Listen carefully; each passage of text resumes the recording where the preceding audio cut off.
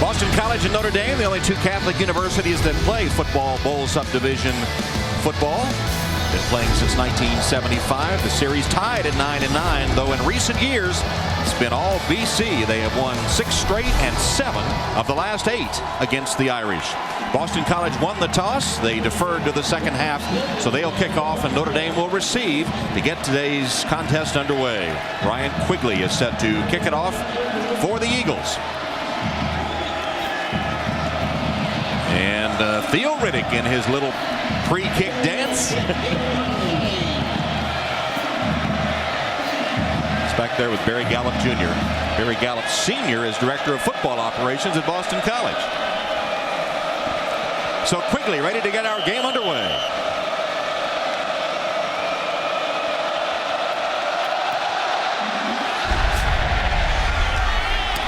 Taken by Riddick. Theo Riddick upended, sent flying past the 25 to about the 28-yard line. And that is where the Irish will take over with Jimmy Clausen. Clausen hitting about 65% of his passes this season, 14 touchdowns and only 2 interceptions. Right, when you think about those 2 interceptions, they really shouldn't have been interceptions. Dropped pass by one receiver, and one receiver, Shaq Evans, didn't break it up. So from the 28, first down for the Irish, first snap of the game.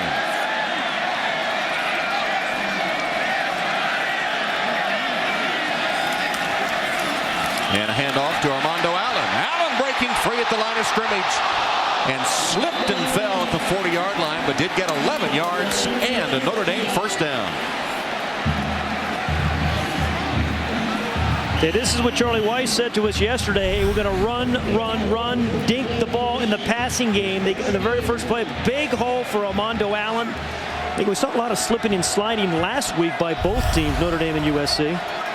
Rained a lot yesterday, but the field covered all day. In fact, covered until about 1 o'clock this afternoon. Allen again. And again, a nice hole for Armando, taken to the 48-yard line. Donnie Fletcher makes the tackle as we take a look at our Adidas starting lineups for the Notre Dame offense. That offensive line has had some struggles. Last week they gave up 5 sacks to USC. Irish start the game with 3 wide receivers, Tate, Kamara, and Paris. Paris able to go despite numerous injuries against the Trojans last week. From the shotgun, Clausen's first pass is complete. It's a screen to Tate, and Golden Tate inside the 40-yard line of the Eagles before McLaughlin chases him down. First down, Notre Dame. 2 nice runs, then a short pass to Golden Tate. You know, Golden Tate, the man in the slot, a guy that has had such a big season. He's on pace for 1,400 yards and receptions. Look at Robbie Paris, number 82, make the block. To me, it's shocking that Robbie Paris is playing today after the hit he took last week against USC. X-rayed his ankle, his knee, and his hip. And MRI on the knee as well. All negative. Happy to report. And off to Robert Hughes. His first carry draws a couple of flags. 1 in front, 1 behind. Today's officiating crew is from the ACC. And today's referee is Jack Childress. Replay officials are from the Big East. 78 of the offense, 10-yard penalty, previous spot, repeat the down. Trevor Robinson called for the hold, first penalty of the game. You see the play sheet there of Charlie Weiss, who's also serving as offensive coordinator. So far, obviously, first drive, but really kind of going exactly how he had hoped. A couple of short passes, running the ball, offensive line doing a nice job opening holes. But the undoing of a lot of offensive drives, a penalty, sets up first down and 20.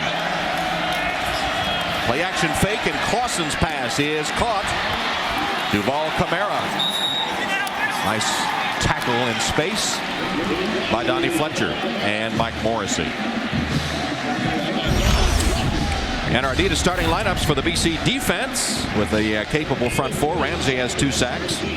McLaughlin is 2-year captain, and freshman Kegley is the leading tackler. Veteran secondary led by Davis with 2 interceptions and Rollins with 3. Second down, 17.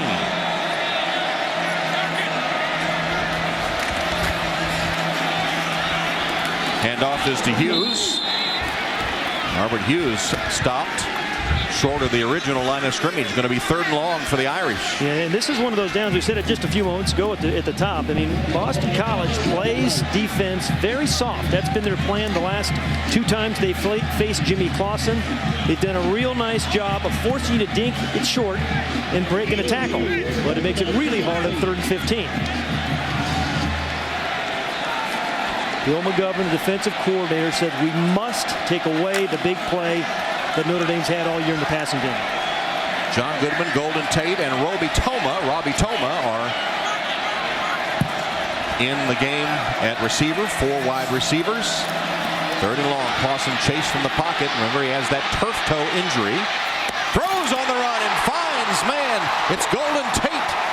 Tate stepped up to make the reception and takes it inside the 20. A 22-yard gain on 3rd down and long.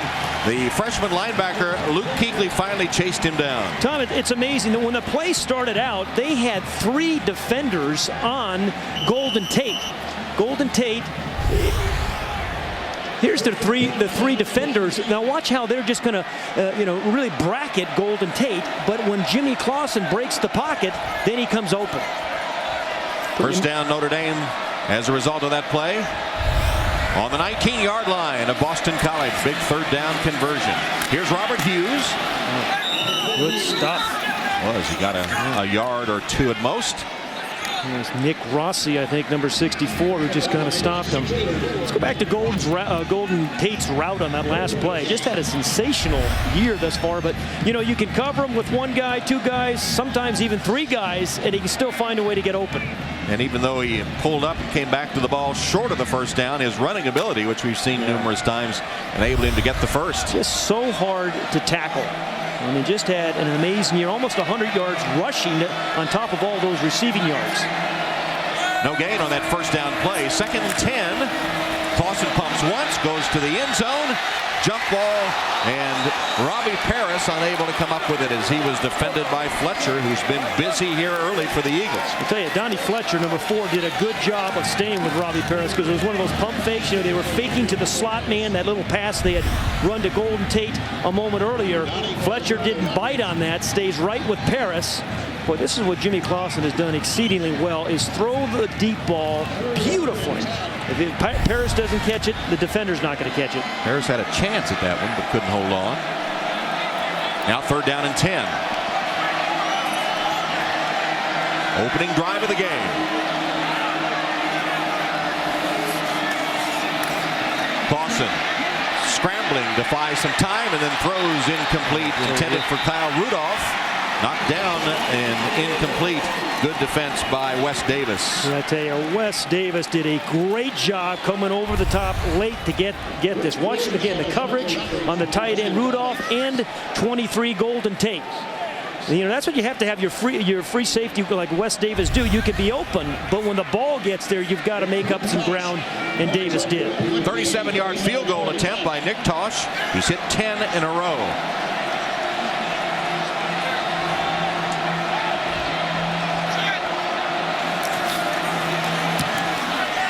Tausch with the kick, and it is good. Nick Tausch hits the 37-yard field goal, and Notre Dame takes the opening kickoff, and they get 3 points. Early in the game, it's Notre Dame 3-0.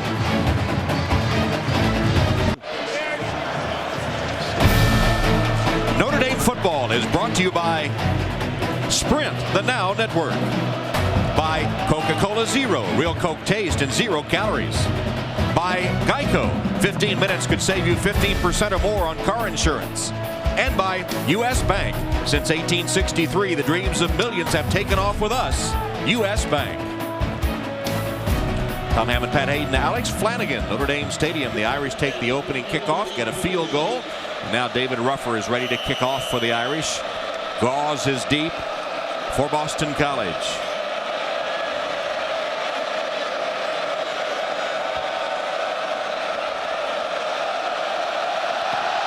Here's Ruffer's kick. Taken by Gauze at about the 12.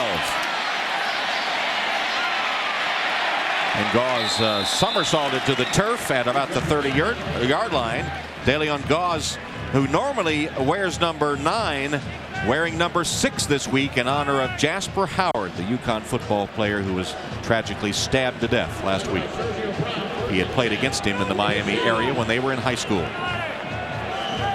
So David Shinsky out. You see his numbers, a 25-year-old freshman who played minor league baseball before coming to BC to pursue his football career. Flip it back to Shinsky, who's going to go deep down the field. Ball came up short, intended for Montel Harris, who had come out of the backfield. He was covered by Sergio Brown as the ball hung up. And Sergio Brown getting the first start at free safety. Remember, we mentioned the shakeup perhaps in the lineup. Sergio Brown, ordinarily the nickelback, almost like a starter because they play so many spread teams. But today he gets his first start in 4 years as the opening free safety. Harrison Smith moves to strong linebacker, trying to stop those long passes they've given up a lot this year. So a little gadget play, falls incomplete on first down, second down and 10 from the BC 29. Montel Harris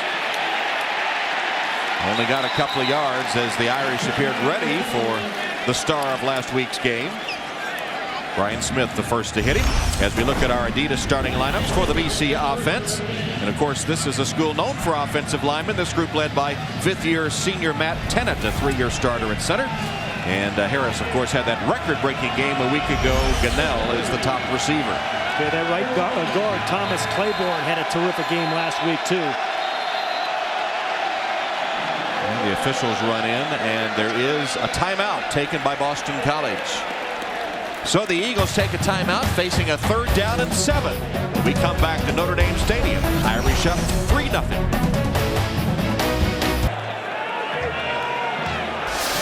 Go to irish.nbcsports.com now. Blog live about the Irish while watching today's game. You can also get analysis, live commentary, and more only at nbcsports.com. 3rd down and 7 for Boston College from their own 32-yard line. And Shinsky's pass way over the head of Rich Gunnell, the intended receiver. And Shinsky a little gimpy as he gets up. Blanton and Smith defending for Notre Dame, and it's going to be a punting situation for the Eagles. Ryan Quigley will come on to boot it for Boston College. There are his numbers, averaging 41 yards a punt. And Golden Tate awaits it, standing at about his 25-yard line.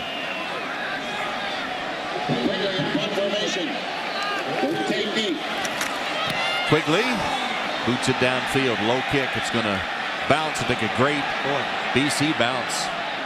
It'll roll all the way down to the 12-yard line. That's going to be a 56-yard punt by Quigley without any return.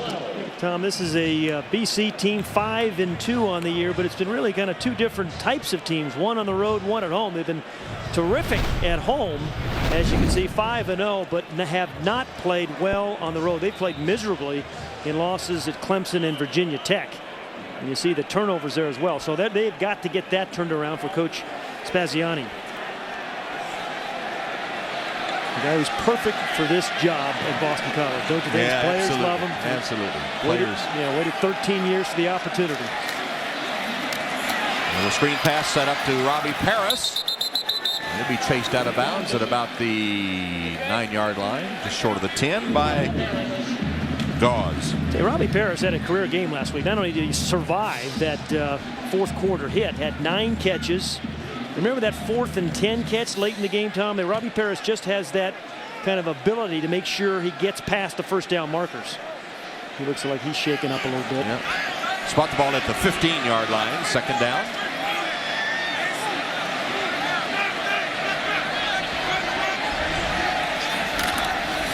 Hand off to Allen. Nifty running by Armando Allen, spinning his way across the 25-yard line for a gain of 11 and a first down. Mike McLaughlin on the BC tackle. And good blocks on the right side. Sam Young, Trevor Robinson kind of clearing the way. Big lane for Armando Allen. Armando Allen just had a good year as a strong runner. Not a lot of really big long runs, but runs like this. But Trevor Robinson, Sam Young, Eric Olson opening the way for Allen. From the 26-yard line now, first down for the Irish. Here's Allen again. Picking his way forward as he was looking for a block. Didn't see one. There's a flag down back in the center of the field. Kuechly made the tackle for BC. An injured Eagle, looks like Alex Albright.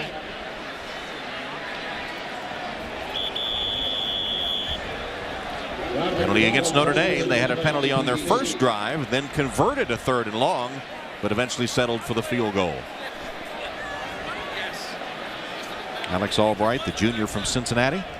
A guy that's really, fought through injuries the last 2 years. Had a neck injury last year. Number 72 of the offense, half the distance to the goal. Repeat first down.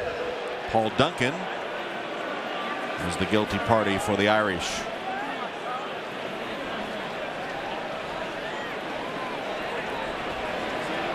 Left tackle number 72, Paul Duncan, called for the infraction. Watch the very end of the play.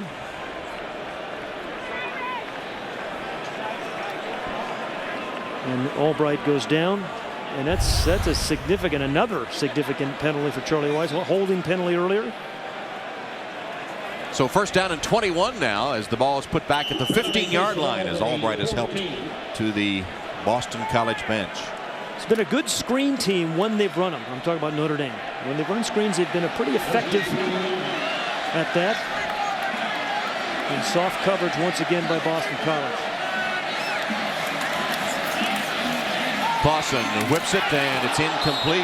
In and out of the hands of John Goodman. Gauze hitting pretty hard to knock the ball loose.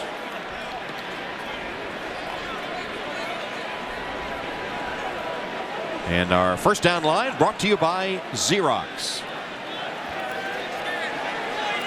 Looks a ways away for the Irish here at second down and 21. As far as away as a balanced budget.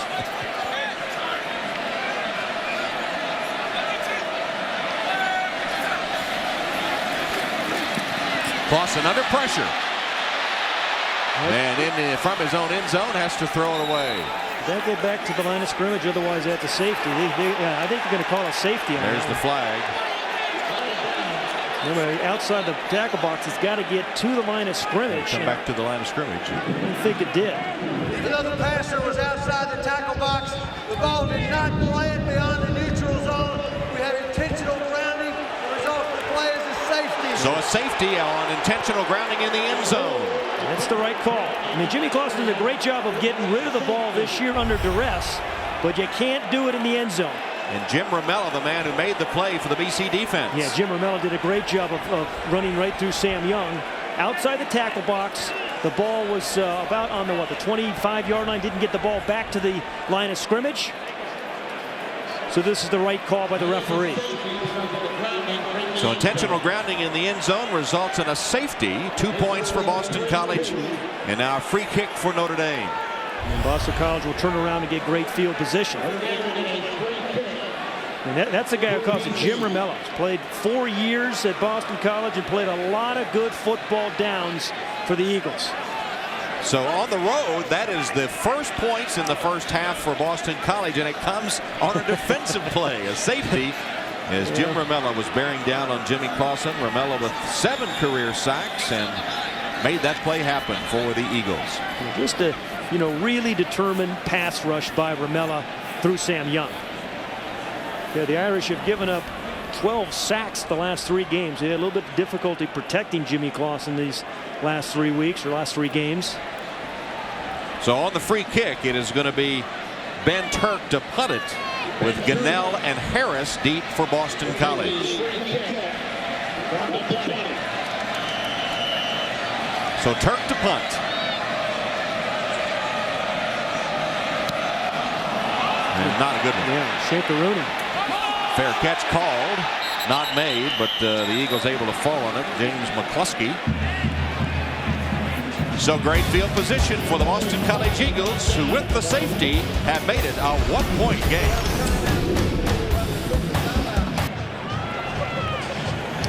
Well, Notre Dame up 3-2 in the 8th inning. Let's go back to that intentional grounding in the end zone by Jimmy Clausen. You see those 2 red lines? That's the tackle box. Once the quarterback gets outside that tackle box, the ball must get thrown at least to the line of scrimmage. Once again, the red line, 14-yard line, it's going to come down on about the 11 or 12. The referee's right there, perfect call, and that's the 3-2 score we have. And of course, the Irish put in that position by the illegal blocking penalty earlier that made it 21 yards for a first down and backed up toward their own end zone. So BC takes over, and the hand is to Montel Harris. Harris with a couple of yards as the center of the Notre Dame defense was ready for him, with Manti Te'o getting the tackle from his linebacker spot. And that front line remaining the same for the Irish, but as we said, there have been some shakeups elsewhere in the lineup. Harrison Smith moves from safety to linebacker.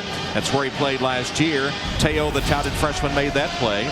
Sergio Brown getting the start at safety, and Gray and Blanton starting in the base defense at cornerback.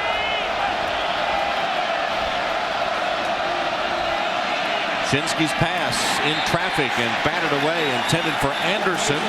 And there's Te'o in pass coverage, making a play. Yeah, Manti Te'o really coming on, the talented freshman from Hawaii.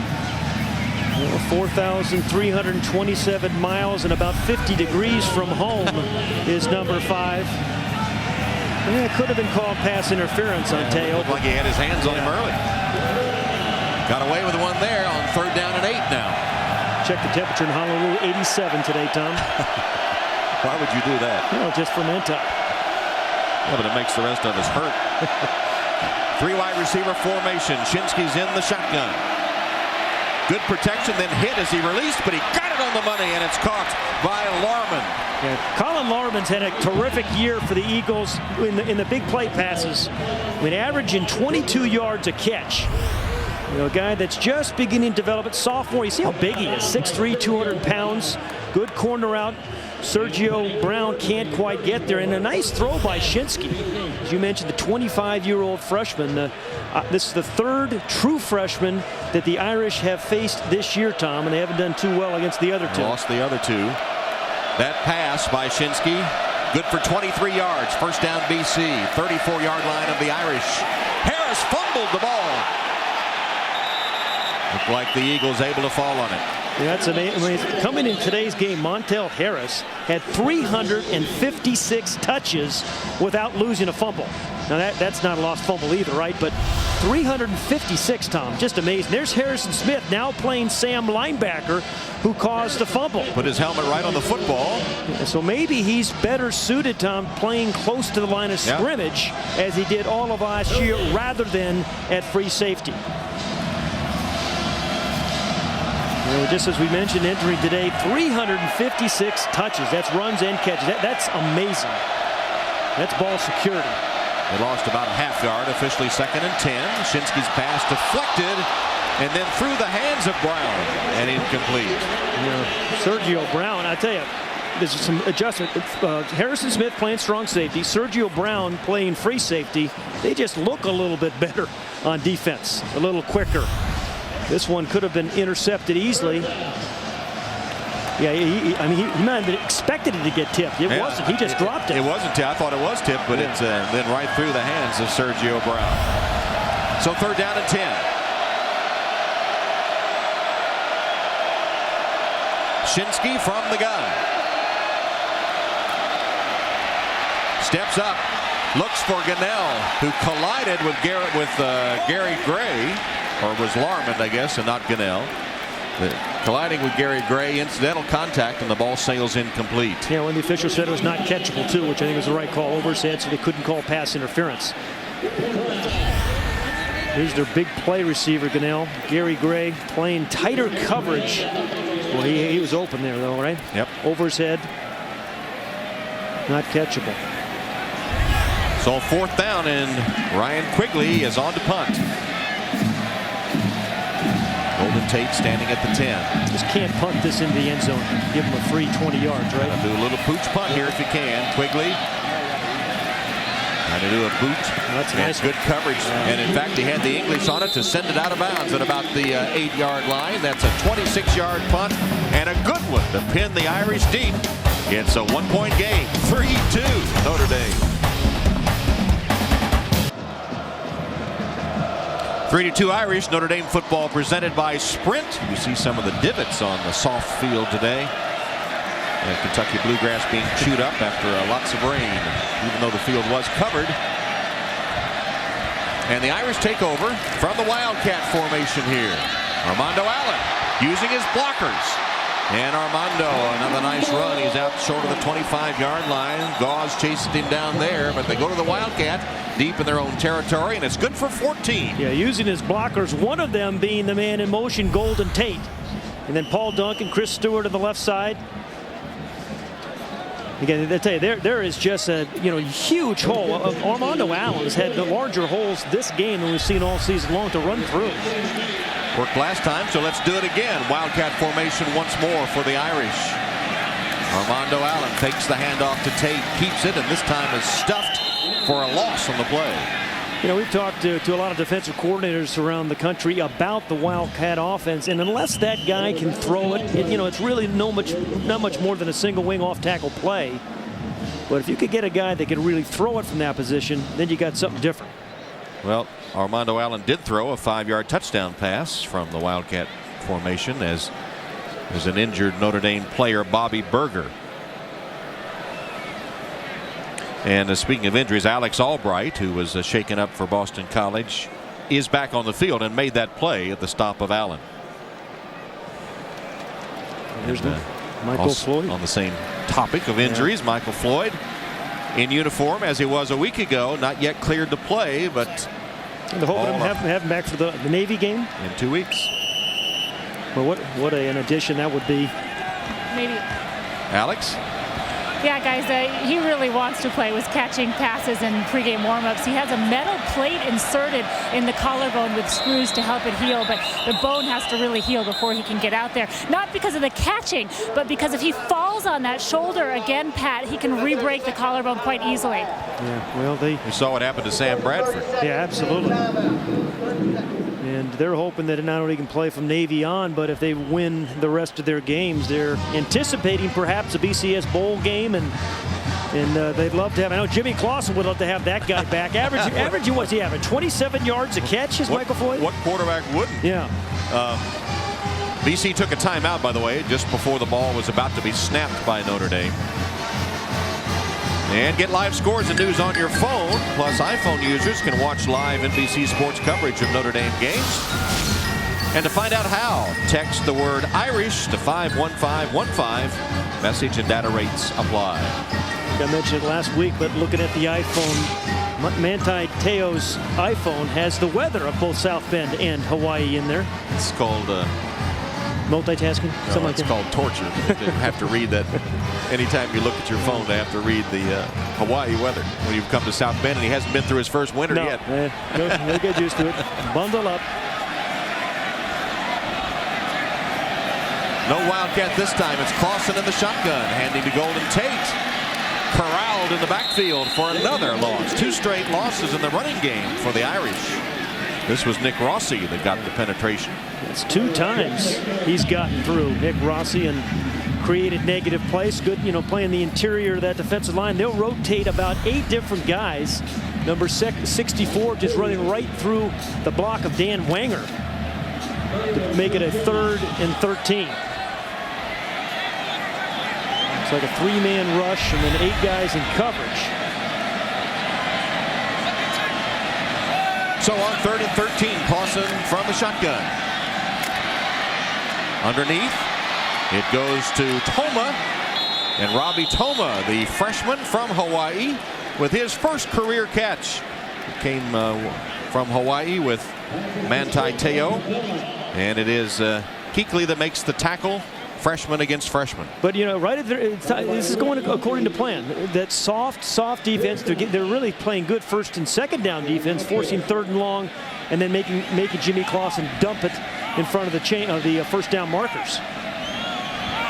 Gunnell awaiting the punt by a Turk.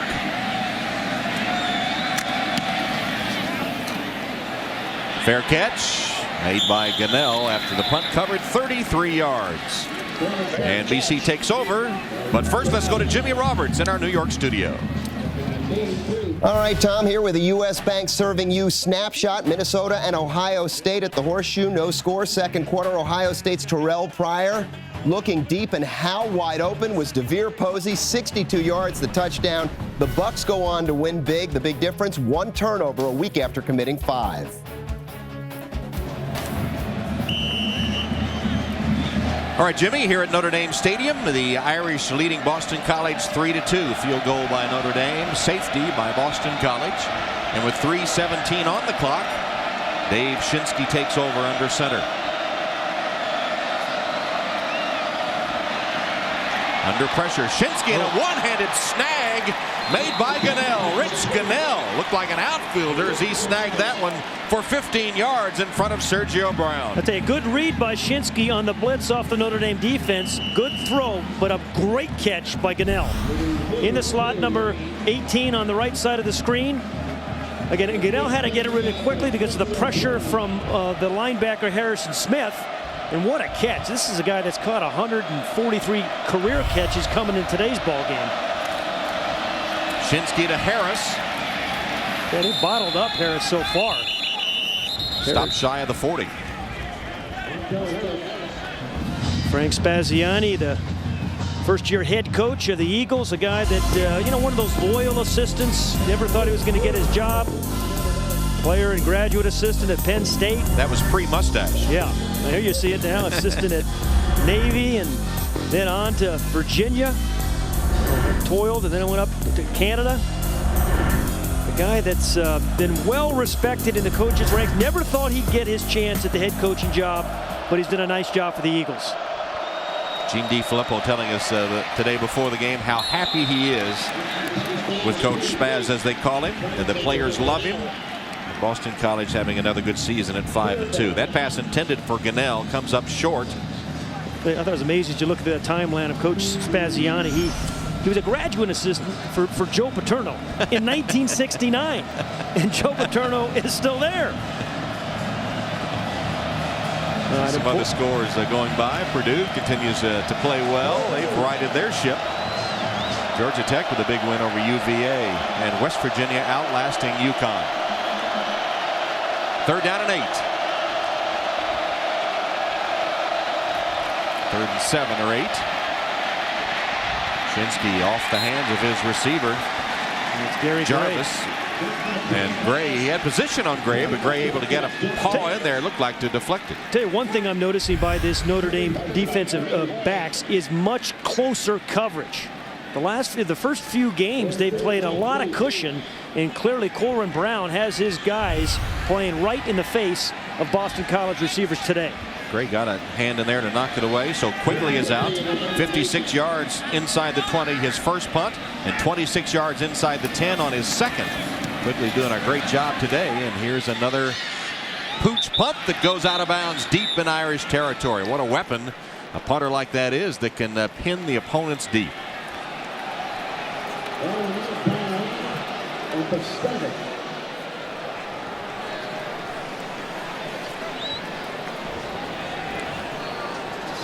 Well, kind of a chilly day at Notre Dame Stadium, but boy, Quigley is keeping the Irish backed up with those punts. You know, when you're a quarterback like Jimmy Claude, you just hate it. Every time you walk out and you look over the sideline, you're on the 5-yard line or something like that. But I've been impressed with the Boston College defense, just what we said, forcing Jimmy Clausen to kind of throw it short, dink and dunk. Remember, he has not thrown a touchdown pass against these guys in his career and has thrown 6 interceptions. Yeah, he's always played his poorest games, really, against Boston College. The Eagles come with a blitz, picked up by Notre Dame. Pass to Kamara, and Kamara stopped short of the 20-yard line. It'll be close to a first down. It is a first down, a gain of 12. Well, with Michael Floyd out and now Robbie Parris out a little bit, guys like Kamara and certainly Golden Tate and John Goodman, much more so in the mix in the passing game for Jimmy Clausen. Irish get the ball out to the 19-yard line on that 12-yard gain. First down for Clausen. You see he's hit 6 of his 9 passes to open the game. About a minute and a half to go in the first quarter. Clausen wings it complete, and Goodman catches it and ducks out of bounds right at the first down marker. Well, and that is perfect timing. A quarterback knowing exactly when the receiver is going to break on the out and throwing it before that. John Goodman, the outside receiver, number 81.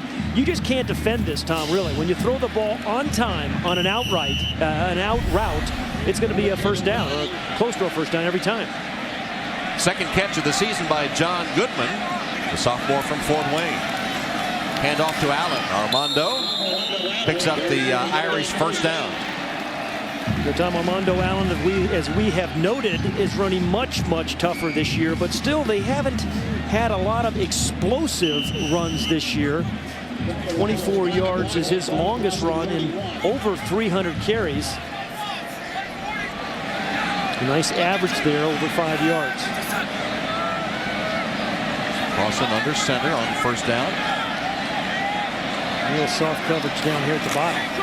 Instead, it's a handoff to Allen. Lowers his head and pounds his way to the 35-yard line. Allen to the 35. Up crawls Chris Stewart, left guard for Notre Dame, who's played pretty well for the Irish. Opening holes for Armando Allen today. Second down and 7.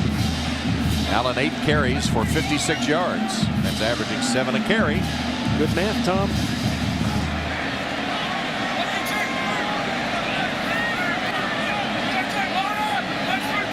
Final seconds of the first quarter. Clausen chased from the pocket. And is hit around the ankles as he lets it go and is able to throw it away. It was Mike Morrissey in pursuit. An outside linebacker. I'll tell you, Jimmy Clausen's been rushed a few times today. They're getting some pressure on Jimmy Clausen, and the Irish have only a field goal to show for their first quarter efforts. The end of one, 3-2 Notre Dame. We'll be back after these messages from your local NBC station. You're watching Notre Dame football presented by Sprint. Ready to start the second quarter? What about that, Pat? Just my luck. I would always sit behind a guy like that. 3-2 game as we start the second. Notre Dame field goal nearly matched by a Boston College safety. Jimmy Clausen on a third down and 7. Hands off to Allen. Allen stopped, kept his legs going, and finally is tackled short of the first down. The Notre Dame has been in 3rd and 7 or 8 an awful lot today, Tom. Again, and so Boston College, the Eagles playing real good first and second down defense, and that soft prevent almost defense on third down, forcing that time a little draw. The Irish, I think, wanted a late hit on that play. Hey, keep it up, hey! And it could have been on Austin Giles. Instead, it'll be 4th down, and Turk punts toward Gunnell. Short punt. And rolls dead at about the 30-yard line. A 31-yard punt only for the freshman Ben Turk. Sunday night is football night. Eli Manning and the Giants look to get back on track against Kurt Warner and the high-powered Arizona Cardinals. Bob Costas hosts Football Night in America live from Giants Stadium. Coverage starts at 7 Eastern here on NBC. So Boston College, trailing by a point, takes over. This will be their first possession of the second quarter.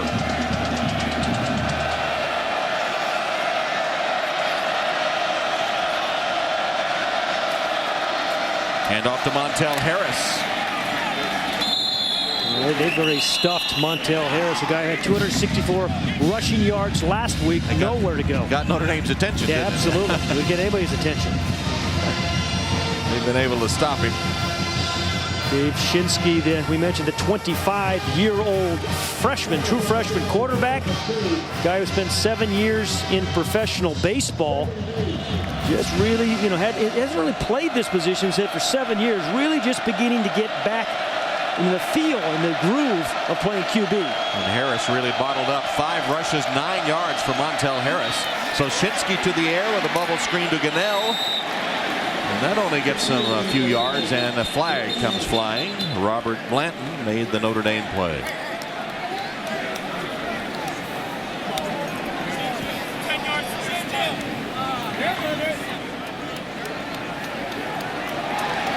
Holding call against the Eagles. Now, this is a team that has little margin for error. I'm talking about Boston College. 11 of the offense, 10-yard penalty, repeat second down. They have to really run the ball well, be efficient at quarterback, if not spectacular, and play good defense if they're going to win. Spaziani not happy with that call, which put him in a hole. Clarence Megwa called for the hold. Makes it second down and 16. The old yellow towel Spaziani used to have around his shoulder as a defensive coordinator. Now Mark Herzlich wearing it on the sidelines. Coach Spaziani wore it so his players could find him easily. Now it's Mark Herzlich. Here's Montel Harris with his best run of the day. Gary Gray stopping Harris. Only averaging about 1.8 yards a carry prior to that run. Well, you know, the Irish have played pretty good run defense the last couple of weeks. It's been in a passing game where they've given up a lot of yardage. They rank 117th out of 120 teams in terms of passing yardage. Now third down and 10.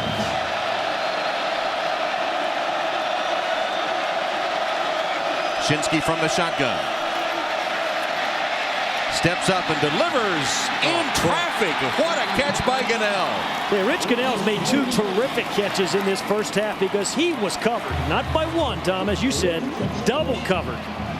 This is the ball really Shinsky probably should not have thrown unless you have a guy like Rich Gunnell, number 18, one of your captains. Just a little corner route, and Kyle McCarthy is just late getting there. Again, good adjustment to the ball while it's in the air. That's an athletic move by Gunnell. Rich Gunnell putting on a show with the acrobatic catches. Here's a pass to tight end to Anderson. He's got a couple of yards. Kyle McCarthy with his second straight tackle. The old Gary Tranquil, the offensive coordinator for the Eagles, has always liked to use the tight end. He's got two pretty good ones, Patelli and Anderson. Second down.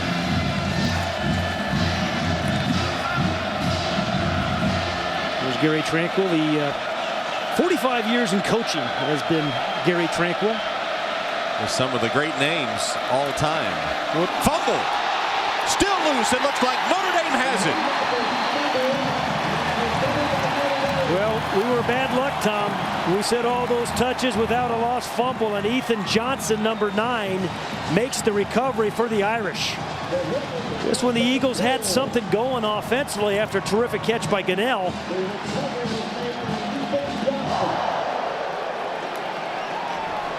And Ethan Johnson, the sophomore from Portland, Oregon, loving this kind of weather. That's right at home in the cool rain of Notre Dame Stadium. Montel Harris, known for not fumbling, on the ground and picked up by Ethan Johnson. Turnover goes to Notre Dame football is brought to you by Gatorade. It's the heart, hustle, and soul of the game. That's G. By Northwestern Mutual, bringing you insurance, investments, ideas. By America's Navy, a global force for good. And by Lipitor. Ethan Johnson's second career fumble recovery gives the Irish their best starting field position today. The last 3 possessions started at their 12, their 8, and their 7. Montel Harris, known for not fumbling, gave it up.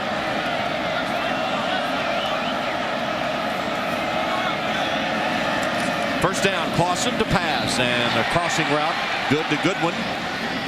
And then John stopped at the 45-yard line. Alex? Hey, Tom, well, Montel Harris not getting the wrath on the sideline for that fumble. It was actually Dave Shinsky who Coach Spaz came over and told him very seriously, you are in between the pass and the run. You have to be decisive. He told him, I don't care what you do, be decisive. It's hard to tell whose fault it was. It was on the exchange, certainly. Yeah, this is the guy that had over 300. And he had to reach. Shinsky had to make a big reach, didn't he, to try to get it to Harris. Here's Camara as the first down for Notre Dame inside the Boston College 40-yard line, close to the 35. As Clausen finds him in front of Donnie Fletcher. It went for 10. Yeah, Jimmy Clausen just continues to throw the ball accurately, Tom, and with great conviction. You know, even in their losses, he's a guy that's extremely confident with his throws, and it's thrown it as really as well as anybody in college football this year. From the 37. Clausen's pass. Defender fell down. Goodman ducks out of bounds. The defender was lying on the ground. Now again, another perfectly thrown out route. Big cushion by the Eagle defenders. Allows Goodman just to run that 12-yard square out. The ball's in the air before he makes the break. That's Goss.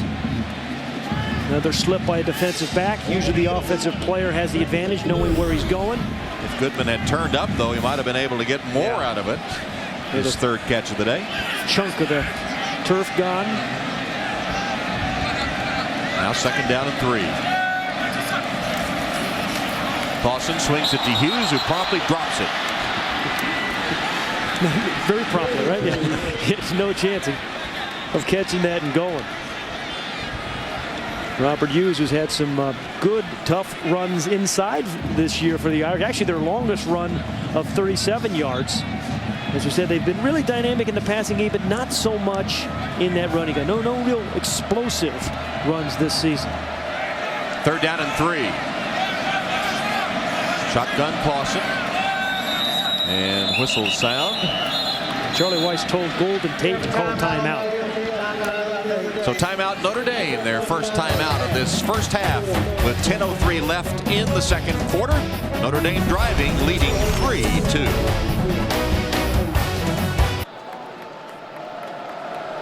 Mark Herzlich, the courageous linebacker from Boston College who is battling cancer, wearing the orange towel that Coach Spaziani gave him. As Notre Dame faces a third down and 3, and Kyle Rudolph with a false start. Well, was he drawn off by, I think it was Dominic Legrand. That'll be the decision to be made here. It's a smart play by Kyle Rudolph, too, when he sees Legrand cross the neutral zone. Before the snap, all sides in a neutral zone, 26 of the defense. 5-yard penalty results in a first screen down. Kyle Rudolph, number 9. He's the tight end. There's 26, Legrand, the outside linebacker who jumps. You get a heads-up play by Rudolph. Causes Rudolph to jump, so the offside penalty. Big smile on Kyle Rudolph's face. Gotcha. I like that. So first down by penalty for the Irish, who now are on the 25-yard line of the Eagles.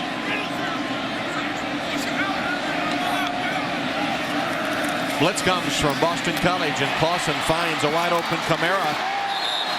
Tell you, Tom, this is just too much cushion by these corners of Boston College. You know, and Notre Dame's actually changed the way they're playing defense by having a lot closer bumper to bump and run. But see the big cushion? It's got to be 10 yards up at the top of the screen. And that just, that's like practice.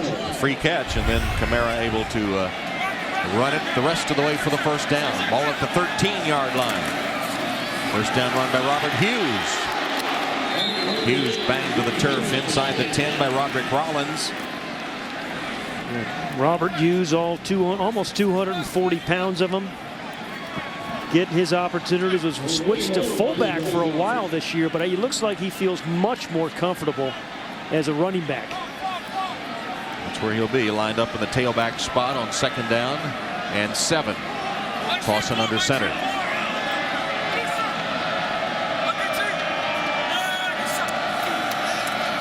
Clausen to pass.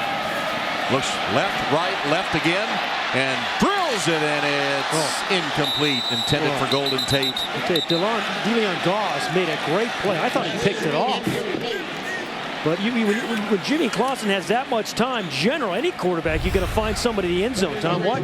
But number 6, Goss, at the bottom of the screen here, comes in on Goodman, and then slips back to get Tate. He actually covered 2 guys. Terrific play by Goss, and as you mentioned, Tom, wearing number 6 rather than his ordinary number 9 in honor of Jasper Howard, fallen defensive back from Connecticut.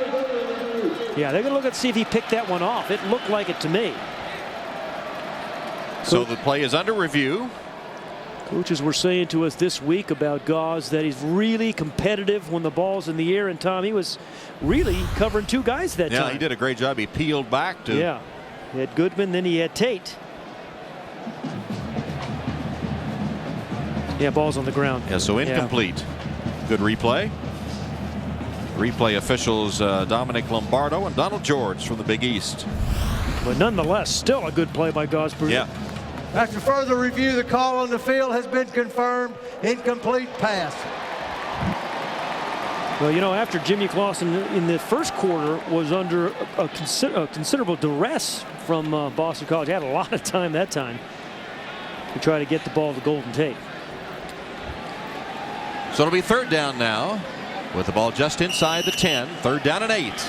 7 or 8. Again, it's kind of in between. We haven't seen much of Kyle Rudolph in the passing game. This is usually in the red zone where they like to use him in his 6'6" height. 4 wide receivers. Clausen. Good protection. Pass behind Rudolph. He was lucky that one wasn't picked off. Incomplete. Yeah. You know, they like to jump balls to Kyle Rudolph down here. This one, he just kind of runs a little hook route. He's in the slot, number 9. Good protection again. Threw it maybe a little too early because he had him open if he threw it to his other shoulder. Right. So good defensive series there by the Eagles. And a quizzical look from Charlie Weiss to his quarterback as Tausch is on to attempt the field goal from 28 yards. He's hit 11 straight, including one earlier today. High snap. Oh, look at this. And picked up by Moss for the touchdown. That was not a fake play. That was just a bad snap that Moss made something out of. And last week, of course, Moss threw a pass complete on a fake field goal. That time, he takes the high snap and turns something into nothing. There is a flag down, as you see. Well, this is something holders practice every week. You know, if you get a bad snap, you usually have a hot call.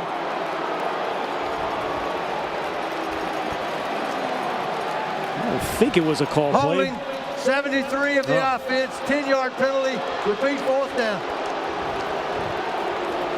Called that on 73 for the Irish, Lane Cleland. No, that was a design play. Excuse me. That was not fake. That was an absolutely designed play. And boy, did they have it open for the touchdown 2 weeks in a row on the special teams, but it'll come back. Cleland, number 73. At the very top, just kind of tackles his guy. But Brian Poley and the special teams coach dialing it up again. Yeah, so the fake play on the field goal again. So now a 34-yard attempt by Tausch. And this time they will kick it as Tausch sends it on its way. And it is good. Well, the Irish almost had the touchdown on the trick play. Instead, they settle for the 3. It's now 6-2 Notre Dame.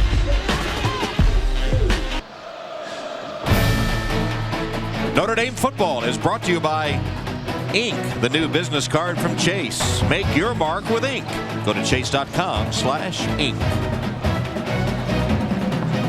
Tom Hammond, Pat Hayden, Alex Flanagan, Notre Dame Stadium. The Irish leading 6-2 over Boston College. Kicking the field goal after the trick play on the what appeared to be a field goal attempt went for a touchdown called back by penalty. So Ruffer ready to kick off for Notre Dame. Gauze and LeGrand are deep for the Eagles.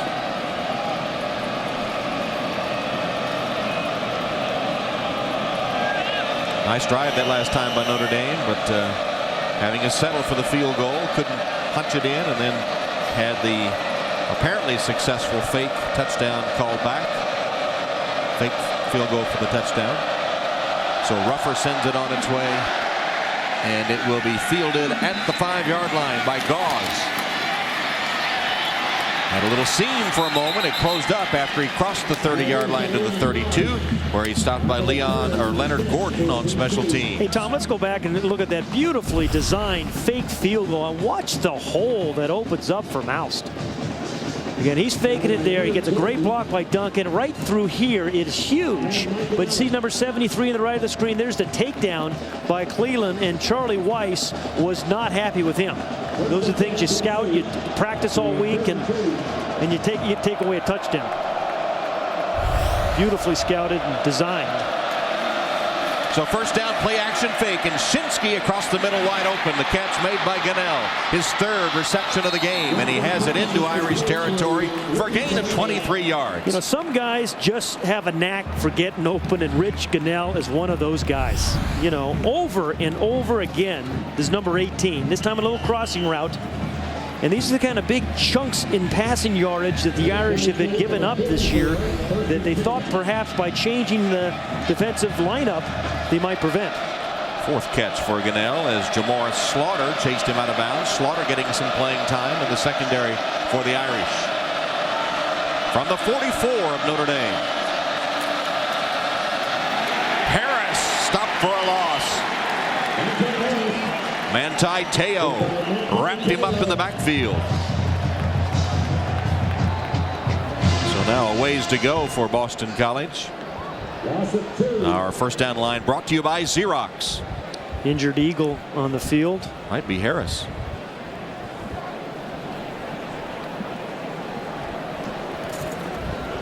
Harris with 8 rushes for 9 yards today after 264 yards last week.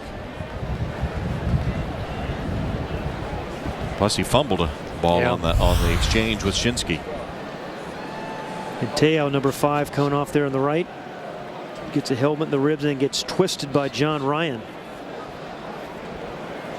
A little sandwich job on Montel Harris. Josh Hayden, running back for the Eagles, injured, and we don't expect to see him play today. So the backup of Harris would be Rolondon Finch, who is a freshman from New Albany, Indiana. Went to Louisville St. Xavier High School and was the Gatorade Kentucky Player of the Year and Kentucky Mr. Football.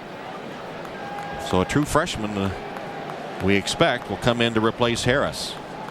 Well, you know, you've got Rich Gunnell at wide receiver, but other than Gunnell, Montel Harris is the guy that they need on that field if they're going to beat the Irish.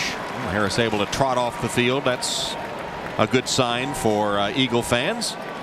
That was amazing. Late in the recruiting process, a Boston College coach came to him and said, hey, if you are 5'9", we'll offer you a scholarship. Right there on the spot, they took out a measuring stick and measured him at 5'9" and gave him a scholarship. In fact, he was a little over 5'9". I think he had plenty to spare. Instead of Finch, they send James McCluskey in the backfield to replace Harris. Shinsky lofting it up. He had Lormond open, but the pass was instead of on a line to him, was sort of arched, and Slaughter gave him a bump at the sideline for his troubles, but he did have some space. Yeah, Jamoris Slaughter, number 26, is going to come over the top after Gary Gray misses. And watching him again, Slaughter, as you mentioned, getting some playing time. They're cross-training him from corner to safety, and the reason they're playing is for plays like that. Third down and 12.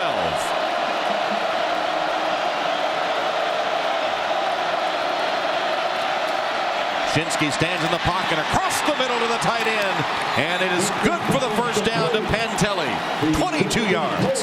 A great blitz pickup by James McCluskey, the single back end there who picked up a blitzing Harrison Smith, number 22. Now, Harrison Smith comes in a little bit late, top of the screen, number 22. Watch the pickup, and then Shinsky can step into the pocket. If he didn't pick him up, it's a sack. And the coverage downfield, good throw by the 25-year-old freshman Shinsky. A fastball from the former pitcher. So from the 24, first down for the Eagles. And the handoff is to McCluskey. McCluskey replacing the injured Montel Harris. Stopped by Ian Williams. Now, McCluskey doesn't have the get up and go that Montel Harris has, right? Not that kind of guy you see by his body type that he's not going to go 40 yards on you, but solid player coming back from an injury. 6'2", 251 is James McCluskey. I'll tell you, if I'm John Tenuta, the defensive coordinator for Notre Dame, I'm watching out for number 18, Rich Gunnell, a guy that has had a big first half down here in the slot.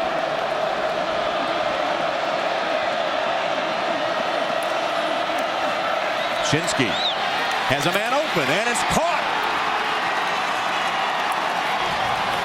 It's Justin Jarvis that comes up with a catch. 21-yard gain, and first and goal, Boston College. You know, it's amazing, Tom. Justin Jarvis starts, but that's only the 9th catch of the year for Jarvis. Big target, 6'5", about 200 pounds.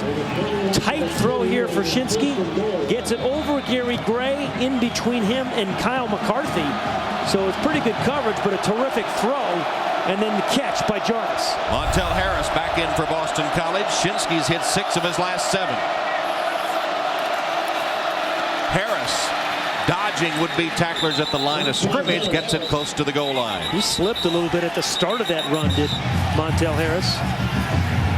And Harris, 5 touchdowns last week. A lot of those, Tom, came in that Wildcat. They call it the bazooka, but we have not seen that from Boston College yet today. Well, Gary Tranquil, if nothing else, is unpredictable in his calls. And you know what? This is the way the Boston College staff wanted this game to come. Keep Notre Dame from having those big, explosive offensive plays. Keep the ball away from them and grind it out. Second and goal from the 2.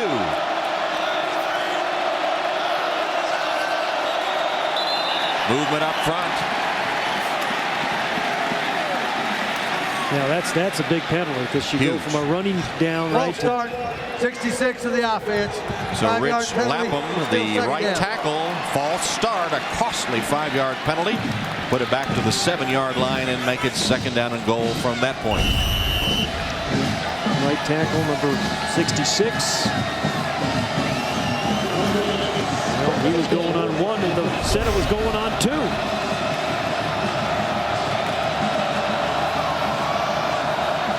Now from the 7, and Shinsky will be in the shotgun. Shinsky rolling to his left, sets his feet, throws it away. Not even close on that one. That's a good decision though by Shinsky, right? A guy that hadn't played quarterback for 7 years, and they're down here, and again, don't force anything. Very good coverage by the Irish. 3 receivers flood the zone. 4 blue jerseys in the neighborhood. Throws it away. And then Dave Shinsky. Again, you don't get that much in baseball as you're playing pitcher. You got to get used to that too. Well, the sun made a brief appearance on the field. Looks like it's gone away again. It's third down and goal from the 7. Harris out, McCluskey in. Wide open in the end zone for the touchdown to Goodell. Absolutely wide open. How could you lose Rich Goodell? A guy who's their leading receiver and just breaks wide open out of the slot. Goodell does it again. This is a guy that just, watch how open he comes. It might have been one of those rub plays by the wide receiver Larmon, just kind of rubs the defender and allows Goodell to come wide open for the score in the lead. 5 receptions, 71 yards, and that touchdown by senior Rich Goodell. Opinavicius now to attempt the extra point. And it is good. Nice drive by Boston College, featuring Rich Goodell and his 25-year-old freshman quarterback, Dave Shinsky, as they hook up for the easy score and take their first lead of the day, 9-6 BC. Notre Dame football brought to you by Sprint. Here's our Sprint scoring drive for the Boston College Eagles. 68 yards, overcoming a penalty. Goodell with a 7-yard reception from Shinsky, who hit 4 of 6 on that drive. Boston College 3 for 3 on third down conversions too. Short kickoff. Quigley kicked it down to about the 25, picked up on the hop by Barry Gallup Jr. Let's go back to that touchdown, Tom, and watch Rich Goodell against Harrison Smith. Now Harrison Smith is a little confused, not sure of the coverage, and watch, he comes wide open, and really Harrison Smith gets absolutely lost. Again, today he's playing strong safety. He's been playing free safety prior to today, but played neither one of them on that one.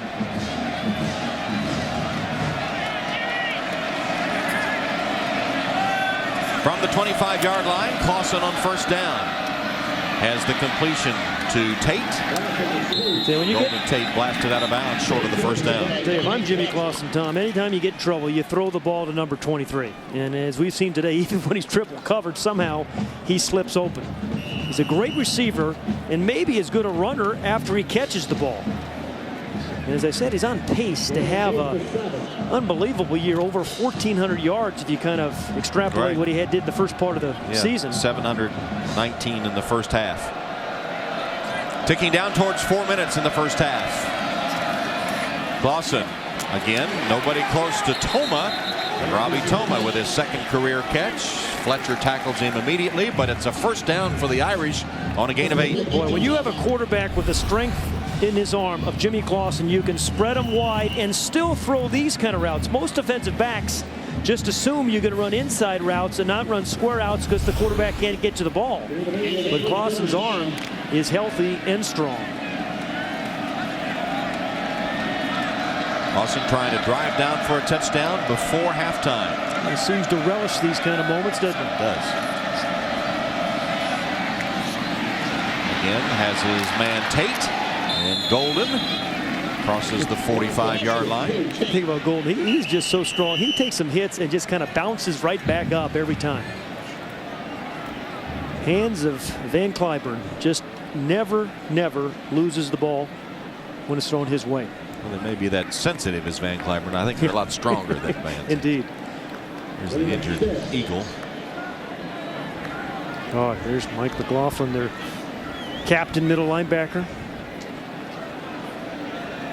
Well, here's a guy who told us this week he was born about a mile from the campus of Boston College, but grew up a Notre Dame fan. Just a whole bunch of white jerseys and gold helmets there, and looked like one of his own teammates. Was it Bowman maybe that hit him? And Marcellus Bowman hits him. There's so Mike helped to the sideline. Talked to the coaching staff. They said, hey, what he really likes about the game, we're talking about McLaughlin, is the physical part of playing linebacker. And boy, you love to hear that from your middle linebacker, don't you? Kind of guy that his coach likes too, as they check him out on the bench. Meanwhile, second down and 4 for Notre Dame. Clock comes to 3 minutes and 20 seconds.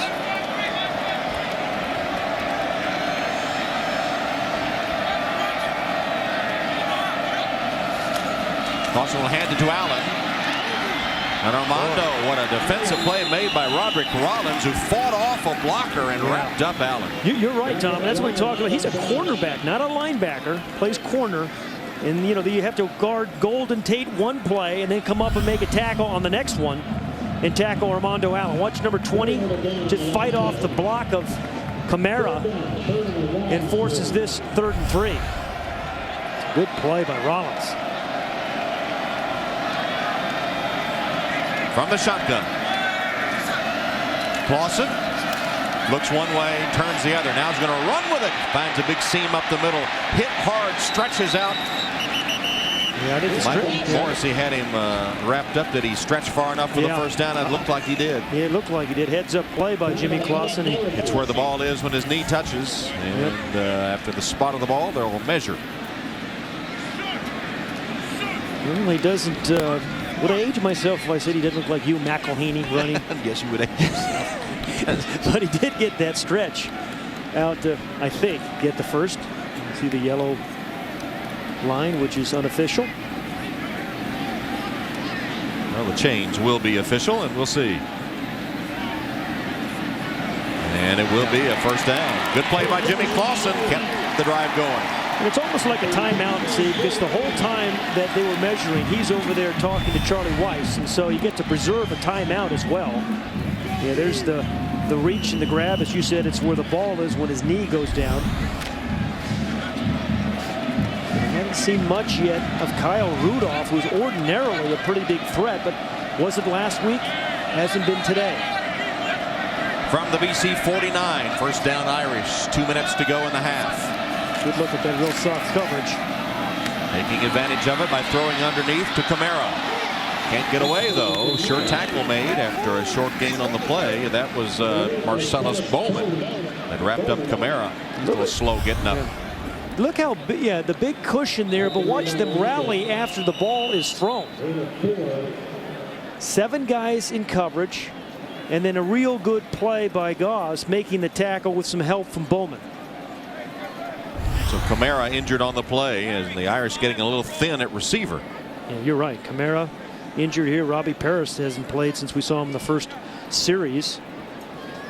Michael Floyd out. Surprised we're not seeing more of Shaq Evans.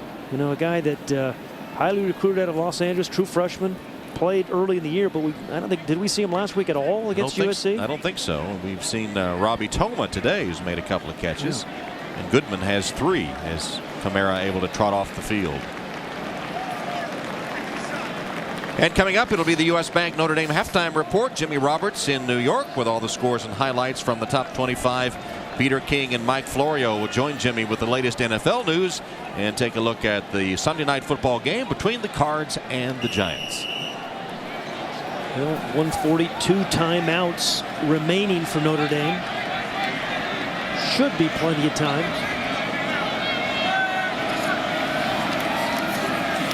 Clausen pumps once, winds up, and then has to throw underneath once more. This time to Allen out of the backfield. Picks up a first down to the 35. That's a gain of 10. Clock will stop momentarily on the first down. Yeah, you know, great read by Jimmy Clausen. Don't force it. Last year he forced it a couple for a few interceptions. Just take the little check down. Clock starts again. Clausen steps up with good protection, and to Rudolph, and Kyle Rudolph flag down. Picked up the first down. Another flag comes down.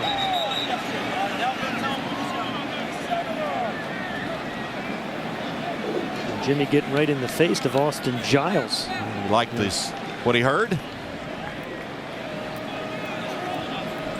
Irish have moved the ball pretty well today, but been able to unable to pay it off when they get down in the red zone. And of course, with the good punting by Quigley, backed them up for much of the first quarter. A hold against BC. Yeah, Frank Spaziati can't believe it again, but not only is the holding penalty, clock stops, they get the yardage, but it's almost like another timeout for Notre Dame that they still have 2 remaining.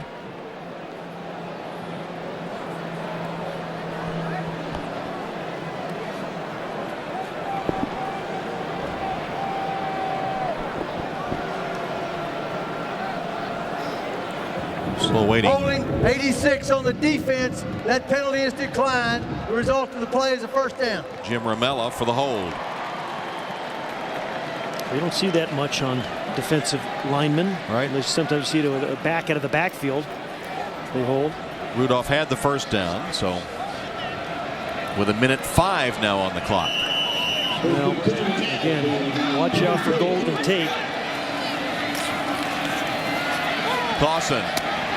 Toma dropped it. He was absolutely wide open, and the freshman could not hold on. Stops the clock with 55 seconds. Clausen has hit 6 of 7 on this drive just before halftime. The time you say he relishes. Yeah, I mean, if you said it, you know, everything has to be thrown short.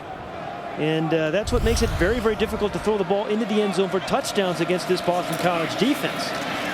Clausen stepping up, is going to run. Racing for the sideline, ducking out of bounds. Wisely, the BC defenders pull up. Well, he's moving around pretty well for a guy with better we see bad right toe, a turf toe. Got out of bounds to stop the clock with 48 seconds left.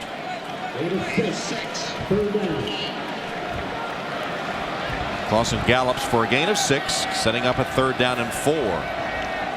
You don't hear that word gallop after Jimmy's runs too often, Tom, but you're right.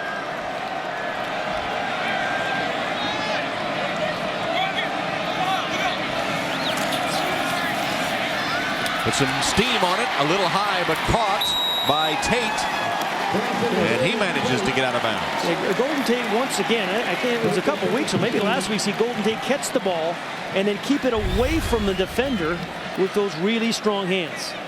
They passed the first down. Again, just trying to prevent the strip by the defensive back. Did you see him fight to get out of bounds? That's a heads-up play, too. Boy, just what a year. Yeah, absolutely. Done everything well for the Irish this year.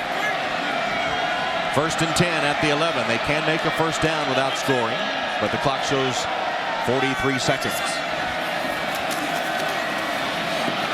Clausen flushed from the pocket. Wings it complete. Golden Tate for the touchdown.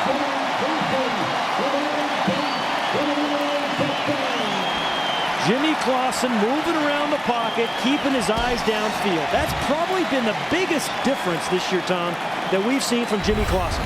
Keeping a play alive. 23 at the top. A little smash route. Reacting after Clausen is flushed from the pocket to give a target to his quarterback. You know, I think, remember, the ball has to be across the goal line. His feet were, Tom, but was the ball. And that's what they're going to look at upstairs. He definitely got his feet in. Here's the reverse angle. Again, Clausen with the eyes downfield. Does the ball cross that white line? It's not there. I think it's over. I thought he broke the plane with the goal line too, but it's not. It's certainly worth reviewing.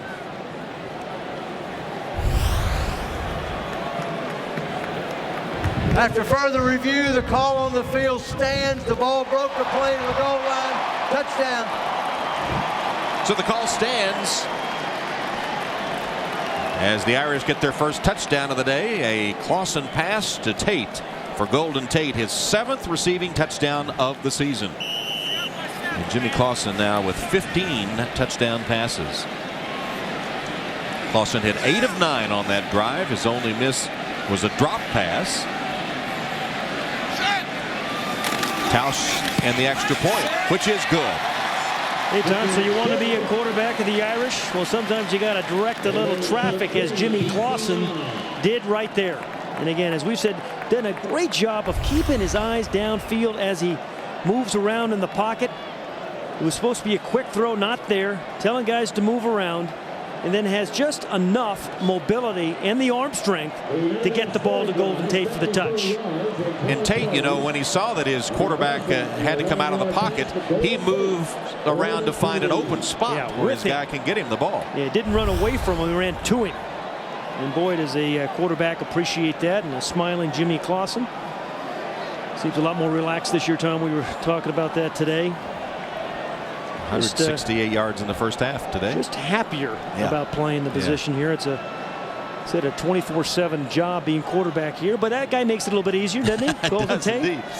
But it's true, Jimmy plays with a lot more joy, it would appear, this season. Golden Tate now with 18 career touchdown receptions, which ties him with Maurice Stovall for number 5 all time at Notre Dame. And the theme this week for Charlie Weis was, hey, we're at the halfway point. Half the season's on, new start of the season, and this is the first game of the second half of our season. His position is we win 6. We have a good chance of going to a BCS bowl game, but it has to start today. It's almost like Notre Dame has to get down to the final seconds of the half or the game before they get productive. After sputtering much of the half, and a lot of the credit again goes to Ryan Quigley for great punts that backed them up. But trying to get the touchdown that comes with 36 seconds left in the half.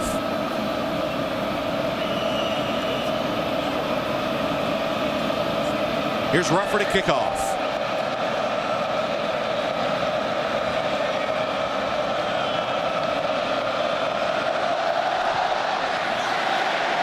Ruffer's kick to Gauze at the goal line. Thought about taking a knee and figured he was out of the end zone, so he comes with it across the 20-yard line to the 22, where the Eagles take over with 30 seconds now left in the first half, and Boston College with 1 timeout remaining. Well, you know, you said it best. I think Jimmy Clausen just kind of relishes his moments at the end of the half, end of the game. Well, they've had 5 of their 6 games come down to the last drive. And it looks like Boston College will take a knee to end the first half and go to the locker room trailing 13-9.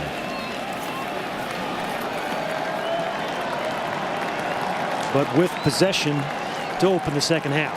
Boston College did win the pregame coin toss and elected to take the ball to start the second half. So the first half, as the final seconds tick away, the team's clearing the field. And let's go down to Alex. Charlie, talk me through the last possession. What did Jimmy do on the touchdown play to keep it alive? Well, we came into the game knowing we're going to have to throw the ball underneath their coverage because they play soft in coverage. So he just hit, he was very accurate in that drive. Go back to the first quarter, the intentional grounding safety with him. What did you see on that play? I thought the call was probably right. He got flushed out of there. And even if you get flushed out of the pocket, you got to get the ball past the line of scrimmage. And it didn't look like he got the ball past the line of scrimmage. You give up the big play to their receiver for the touchdown, the only touchdown for Boston College. Looked like Harrison Smith was a little bit confused on that. What happened? Well, actually, they ran a wheel route. So the guy swung around. The outside receiver came in, and then they swung. They were running on both sides. They were running wheels to both sides. Are you in a good place right now in terms of score? Well, I mean, I'd like to be up more than that, but I'm happy with the 2-minute drive there to get the lead back. Thanks, Charlie. All right, it was an impressive drive by the Irish to close the first half with the lead 13-9. Plenty still coming up now. Stay tuned for the U.S. Bank Notre Dame halftime report. And don't forget the halftime performance of the Notre Dame band can be seen on NBCSports.com. So with Notre Dame leading 13-9, let's go to Jimmy Roberts in New York. Beautiful aerial shot of the Notre Dame campus there, and Notre Dame Stadium filled to capacity, sold out for the 210th consecutive time. And as we start the third quarter, the Irish leading Boston College 13-9, trying to break a 6-game losing streak to the Eagles. Ruffer to kick off as Boston College gets the ball to start the second half, and Gauze awaits the kick. Gauze takes it from the 5-yard line. And Gauze gets away for the moment, and then slips, and the pursuit catches him, but not until he had a good return of 39 yards. And let's take a look at our sprint halftime stats. Look at the rushing yards. Boston College only 8, so good run defense by the Irish. Kind of an efficient passing half by Jimmy Clausen, and David Shinsky had a nice little throw for a touchdown as well. Shinsky passing for 140 yards in the first half to Clausen's 168. And it's Shinsky's turn first in the second half. And the Eagles begin from the 44 with a handoff to Harris. Harris continues to be bottled up with the Notre Dame defense as we check in with Alex Flanagan. Hey, Tom. Well, BC told us coming into this game that if they were going to win, they would have to run the ball and they would have to play mistake-free football. They did neither in the first half. 3 penalties for 20 yards and a turnover, and rushed for only 8 yards. You see Montrell Harris getting the carry there. Frank Spaziano telling me at the half that a lot of the halftime adjustments were focused on how to get him the ball more and get him running it. You guys also expect them to tighten up on their corner coverage when they're on defense, Pat and Tom. All right, Harris got 3 yards on that first down play, and then the pass is to Larman. Well, Alex is right. They do really have to tighten up the pass coverage when they're on defense, and then they've got to get Montel Harris some holes. And Thomas Claiborne, we haven't really called his name much, the right guard, number 78 for Boston College. He was so big last week when Harris ran for those 264 yards. Most of those were run right behind that very large man. 325 pounds. That's a lot of burgers. Here's Shinsky on third down. Wide open across the middle, and a big catch made by Gunnell. Rich Gunnell with another big play for the Eagles. First down inside the Notre Dame 30. It gained 20 yards. Sergio Brown had to recover to get him down. I tell you, Rich Gunnell just keeps it going. He is their slot receiver, number 18, the man there in the middle. And he just runs what they call option routes. He can break inside or outside. Gary Tranquil, the offensive coordinator, was saying, hey, he's the kind of guy that we give him that kind of responsibility. Good throw there by Shinsky, and that guy knows what to do with it afterwards. Eagles driving to open the second half. Harris again bottled up. They hit him at the 30-yard line, a loss of a couple of yards. Darius Fleming. Who was the first guy in there? Darius Fleming playing defensive end now, Tom. Remember the movement? They moved Harrison Smith to his strong side linebacker. They moved Darius Fleming to defensive end. And they think they've added some athleticism and speed. He is their best pass rusher. At that time, a good play on a running down. First down line brought to you by Xerox. It's second down and 11 for the Eagles. Ball placed at the 30-yard line of the Irish.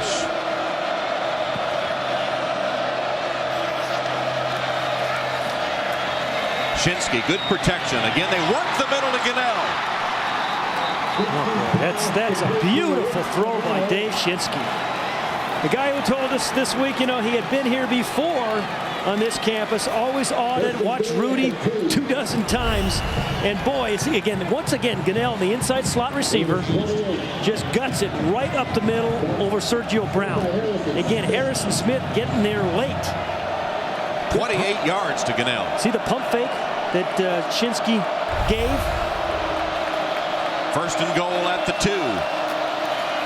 Harris spins into the end zone for the BC touchdown. Well, as good an opening second half drive as you can have. A lot of Shinsky to Gunnell, but then they powered in with Montel Harris. The 11th rushing touchdown for Harris this season.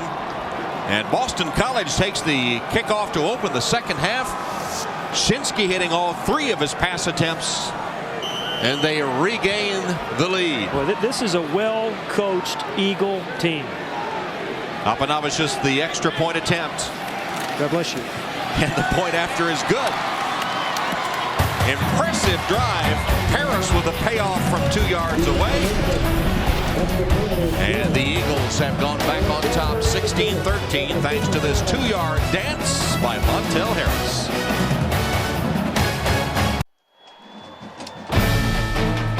Notre Dame football is brought to you by Sprint, the Now Network. By Travelers Insurance. Get better coverage at travelers.com. By Priority Mail flat rate boxes only from the Postal Service, a simpler way to ship. And by Bud Light. Not too heavy, not too light, it's just right. Impressive opening second half drive by the Eagles of Boston College and put them back on top. Tom Hammond, Pat Hayden, Alex Flanagan at Notre Dame Stadium, where BC trying to beat Notre Dame for the 7th straight time. Quigley's kickoff. Fielded by Theo Riddick. Riddick to the 37-yard line where Jimmy Clausen will go to work. You know, Charlie Weiss was walking off the field with Alex Flanagan. He was talking about the soft coverage that his team is getting from Boston College. And this is the way they've played Jimmy Clausen the last three years. Look, 8 guys in coverage. This was a play from the first half.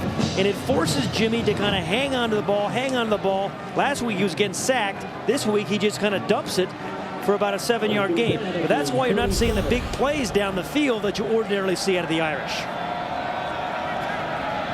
37-yard line. Clausen lines up in the shotgun with 4 wide receivers. And finds Golden Tate on first down. Sometimes when you have a big arm like Jimmy Clausen does and a talented receiver like that, it is hard to be patient. But you said at the very beginning of the broadcast, you must be patient against this defense.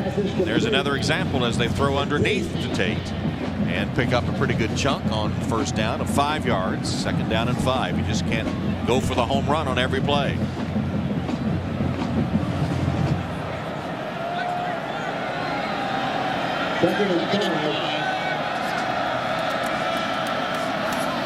Quick toss, Kamara, first down, Notre Dame. It's a day for singles, Tom. You're right, not home runs, but a lot of singles and occasional double. Gauze forced him out of bounds. The 6th catch of the day for Duval Kamara. Not only is it soft in numbers, but you see the cushion up top for Kamara. Now, Kamara's caught, I believe, 4 passes. All of them have been that exact same right. Make that 6 catches against that soft coverage. Armando Allen. Tough yard for Allen, who's thrown back by the center of the BC defense. He started the game with some pretty good runs, but BC has adjusted and closed those gaping holes that we saw early. One of the guys who's been closing those holes is Luke Kuechly, number 40, the freshman linebacker for Boston College, a guy that is their leading tackler. Had a big year, and the leading tackler today as well. 6 tackles in the first half. From Cincinnati St. Xavier High School. 277 tackles his last 2 years on a state championship team. Also played lacrosse, so you know he's tough. Clausen's pass. On target, Golden Tate. Thrown back, but his forward progress will give him about 6 yards. Tom, just talking about Luke Kuechly, and a lot of these student athletes at these two universities are alike. And Kuechly, a great student athlete, turned down Stanford and Duke in Virginia to head to Boston College. Thought he was going to redshirt this year. Ends up starting on opening day and having a heck of a freshman season. What's his defensive coordinator call him? Boy Wonder. Boy Wonder.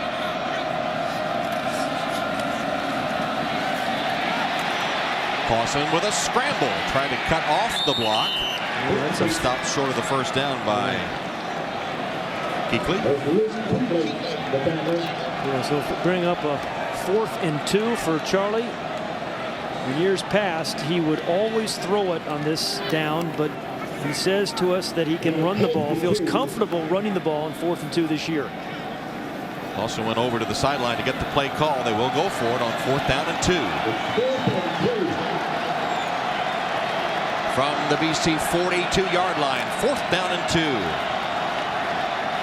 Armando Allen the only setback. Clausen's under center. Sends Rudolph in motion. Resets to the right. Play clock at 0. He's trying to draw him off sides. Delay of game, number 7 offense, 5-yard penalty, it's still 4th down. A little different for Charlie. Ordinarily, we've seen him over the last 4.5 years go for it virtually every time. I think he's pretty happy with the way his defense is playing, Tom, So they try to draw him offside. It fails. They take the penalty and now will punt. Ben Turk. That guy, Rich Gunnell, who's heard him in the passing game back, who's also returned to punt this year. This guy's an awfully good player. Yes, indeed. Turk fields a kind of a high snap. Fair catch by Gunnell, made at the 8-yard line. It was a 39-yard punt. It'll be BC's ball. They lead it. Notre Dame football, presented by Sprint. 8.5 to go, third quarter. Golden Tate over on the Notre Dame sideline, a little shaken up on the last offensive possession by the Irish. And we see the Wildcat formation now for the first time today from Boston College. Starting from their own 9-yard line with Harris giving to McCluskey. That was the other way. It was a Wildcat. Harris. Yeah, it was a Wildcat. That's the first Wildcat we've seen today, Tom. Remember last week, 161 of his 264 came from that formation. So Gary Tranquil, nice little adjustment here. Good opening drive to start the quarter. Then they come back the second drive, the second half, with their Wildcat formation, which they call the bazooka. So Harris faked it to McCluskey, kept it for 13 yards. Wildcat again. Flag stopped that play. And Tom, we mentioned Gary Tranquil, the offensive coordinator, a guy that, 45. 77 of the offense, 5-yard penalty, it's still 1st down. Emmett Cleary, false start. Alex? Hey, Tom, well, Golden Tate appearing to suffer a neck stinger on that last possession. I think he's going to go back in the game and be okay, but Notre Dame's wide receiving corps kind of starting to thin. Robbie Paris coming out in the second half in street clothes, just too banged up and bruised to be able to do anything today from last week's USC game, Tom. All right, thanks, Scooter. First down and 15, and Harris continues to find the going tough against the Notre Dame rush defense. Thanks to MetLife for providing today's coverage from the air. MetLife has the protection you need for the most important ifs in your life. Visit MetLife.com today. Awfully pretty campus in October, isn't it? Sure is, boy. Second down, 13. Fans exhorting the Irish defense to make a play. BC went right through them easily on the first possession of the second half. Shinsky's pass, beautiful spiral, and right into the arms of Rich Gunnell. My goodness. 19 yards. We said Dave Shinsky, a true freshman, be it that he's 25 years old. They've not been able to handle two other freshmen from Michigan and USC.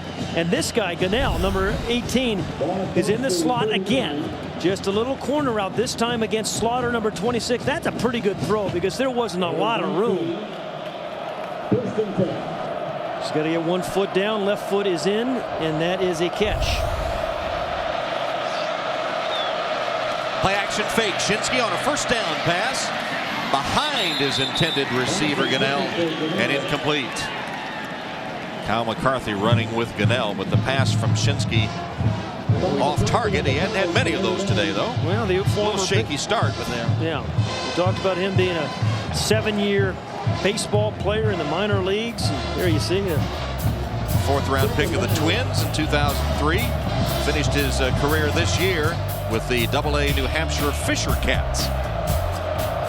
He started out hitting only 2 of his first 9 attempts, but he's 11 for 14 since then. Montel Harris.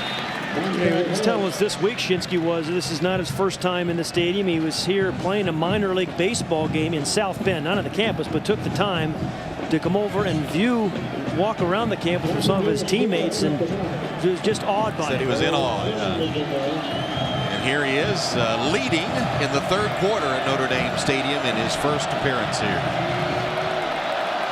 Now he's facing a 3rd down and 8.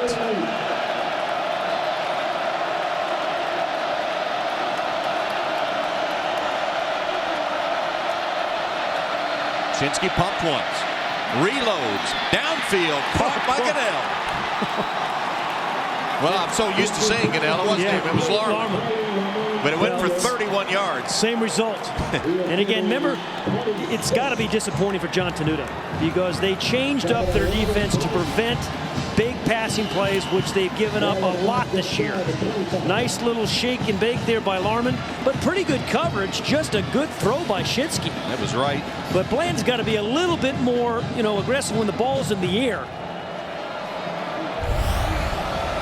And John Tenuta, defensive coordinator for the Irish. He and Gary Tranquil playing the little chess game. Yep. Former friends. Good friends. Former friends. Good friends. Until Harris. They keep giving Harris an opportunity, but nothing there. Harris 16 carries for 34 yards. Well, again, we talked about how well coached this Boston College team is. Very few penalties. Generally, they play within their skill level. Don't try to force things. They're going to use a lot of clock. There's Gary Tranquil, the offensive coordinator, and John Tenuta on the staff together in 2001 at North Carolina. Inside 5 minutes in the 3rd quarter. Shinsky faked the pass and got away from the defender. What a play by Shinsky. Dives inside the 10-yard line. They bit on it big time. 15-yard gain. Tom, you remember that when you were out in the backyard or in the street and you used to pump fake when you were quarterback? The guy would jump up and then you take it down and run. That's what happened to Harrison Smith. Watch number 22 at the right of the screen. And he's coming up. He's going to try to block this thing, and whoops! And then he goes, and then Shinsky takes it down and runs for the first down. Heads up play by Dave Shinsky again. He's having quite a game. His first appearance against the Irish. 1st and goal from the 10. Montel Harris breaking free for a moment, and Blanton rides him down short of the 5-yard line. I'll tell you, give the Eagles some credit. This second half, they've just looked like a different offensive team. Opening drive, some big pass plays to Gunnell. Then they get that running game going a little bit, and now they're mixing it. And that's Robert Blanton getting up slowly. Spot the ball between the 5 and the 6, and Blanton is still shaken up. You can see number 12 there, top of the screen. Staying in the game. 2nd down and goal.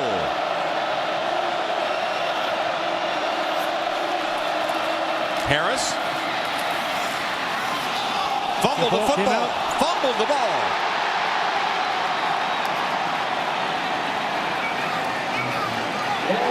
And Notre Dame recovers.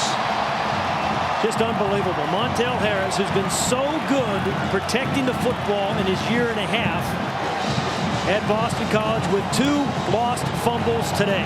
Brian Smith recovers it for the Irish. And a flag comes out.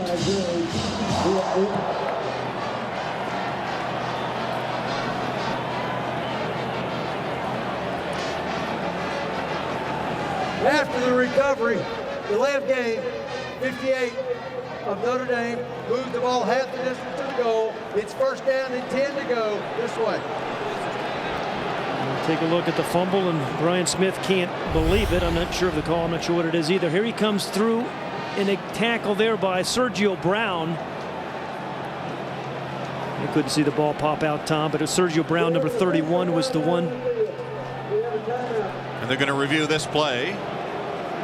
They review them all in college football. Ball's out there. It's out. That's a good review. That ball is definitely out. That angle shows it's out. The drive that began at the Boston College 9-yard line, they advance over 90 yards in 10 plays, and then the fumble apparently will turn it over to the Irish.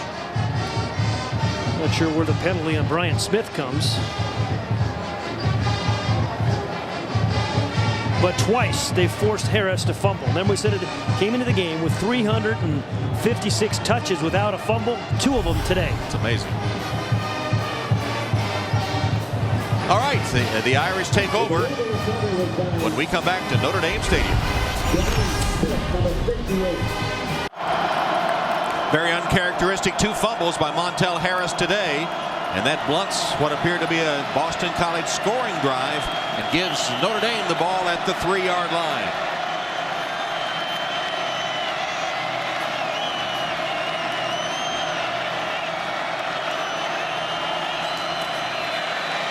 Jimmy Clausen loads up and heaves it downfield for Tate. And it's incomplete. Good coverage by Donnie Fletcher. Yeah, great coverage by Fletcher. But we're just, every time they throw the ball to Golden Tate, you expect him to come down with it. You just wonder if that shoulder that Alex Flanagan reported about a little while ago is still bothering Golden Tate. Because he's number 23 at the top of the screen there. Ordinarily, he makes that adjustment, but Donnie Fletcher, who's 6'1", tall corner, knocks it away. 2nd and 10 from the 3.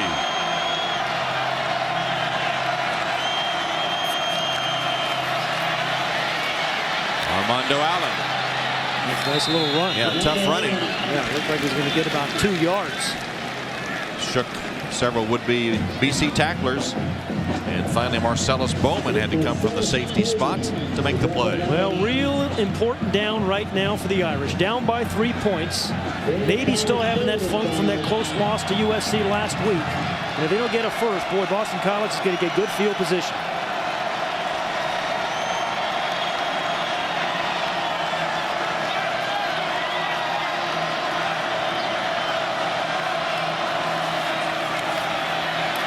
Clausen hit as he releases it, and it's incomplete. Great rush by Mike Morrissey, number 53, who had been in Jimmy Clausen's face several times, Tom. Coach is saying to us about Morrissey, one of those guys that always is in the right spot at the right time. Bottom of the screen, number 53, right here. Coming off the edge, little stunt, goes right by Chris Stewart. Chris Stewart with a no-hitter there, but Jimmy Clausen got hit. Now the pressure on the freshman punter, Ben Turk, punting from his own end zone. And the dangerous Rich Gunnell, who has a 54-yard punt return for a touchdown this season. He calls for a fair catch, but it comes at the Notre Dame 40-yard line. Only a 32-yard punt. And Boston College, despite the turnover, gets it back in good field position. Third quarter winding down with Boston College up by 3. Let's take another look at that 3rd down pass play where Jimmy Clausen was sacked or hit by Mike Morrissey. And watch what happens to him after the play. Down on the right shoulder, making sure it wasn't intercepted, and then he reaches for his right shoulder. Then on the sideline, Charlie Weiss was just asking, hey, are you okay to go? And he has been battered. He said, no, I'm not hurt, I'm going to go, but I'm not sure if the trainers will let him. Meantime, the defense is faced with a task of stopping BC with a short field. They start from the Notre Dame 40 with a handoff to Harris. Sean Swinar with the Notre Dame tackle as we check in with Alex. Hey, Tom, well, Jimmy Clausen came off the field with his right arm pinned against his leg, not moving it. Then he went to the bench, sat down, kind of hunched over and tried to swing the arm. You guys are right, though. It looks like he is going to go back in. The trainers have not talked to him at all, and Dame Chris not warming up at all. Well, he's one tough dude, as we've seen over the last 3 years.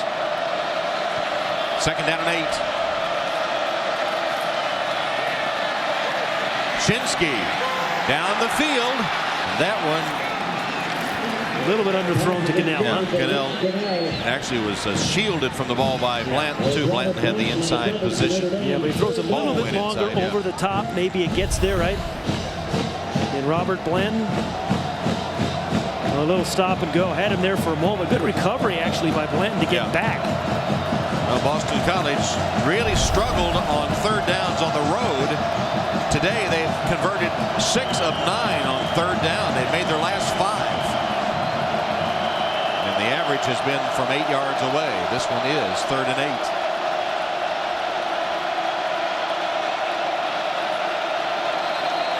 Well, flags. Gunnell got going a little bit too early. He was the man in motion and missed the snap count. It'll make it.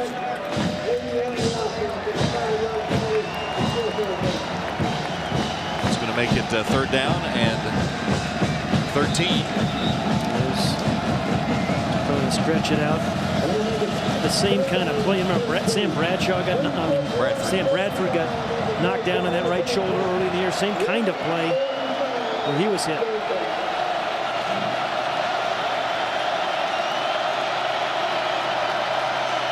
Big play for the Notre Dame defense.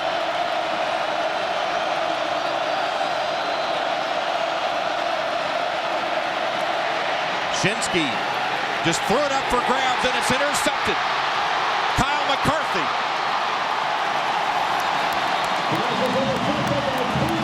Taken out by Justin Jarvis, a 20-yard return after the interception. And Tom, that's where a good pass rush leads to the interception. I mean, Shinsky just could not get enough on the ball as he was releasing it. So he was going to get hit a guy in his face. He tries to throw it up, hoping that Gunnell is going to make a play, and then Kyle McCarthy has way too much time to get there. Here's the Kerry Neal, I think, was the man applying the pressure. Again, see, you just can't step up, kind of short arm the throw. And Kyle McCarthy, as you call him, Mr. Dependable, there for his 4th interception of the year. Armando Allen crosses the 45, about a 3-yard gain, and Jimmy Clausen is back on the field. Playing with a turf toe, and now you see the sore right shoulder. This is why guys do so much weight training in the offseason, though, today in this era, to kind of be able to absorb hits like that and bounce back. Boston College with 3 turnovers today and still with a 3-point lead. Final minute of the 3rd quarter.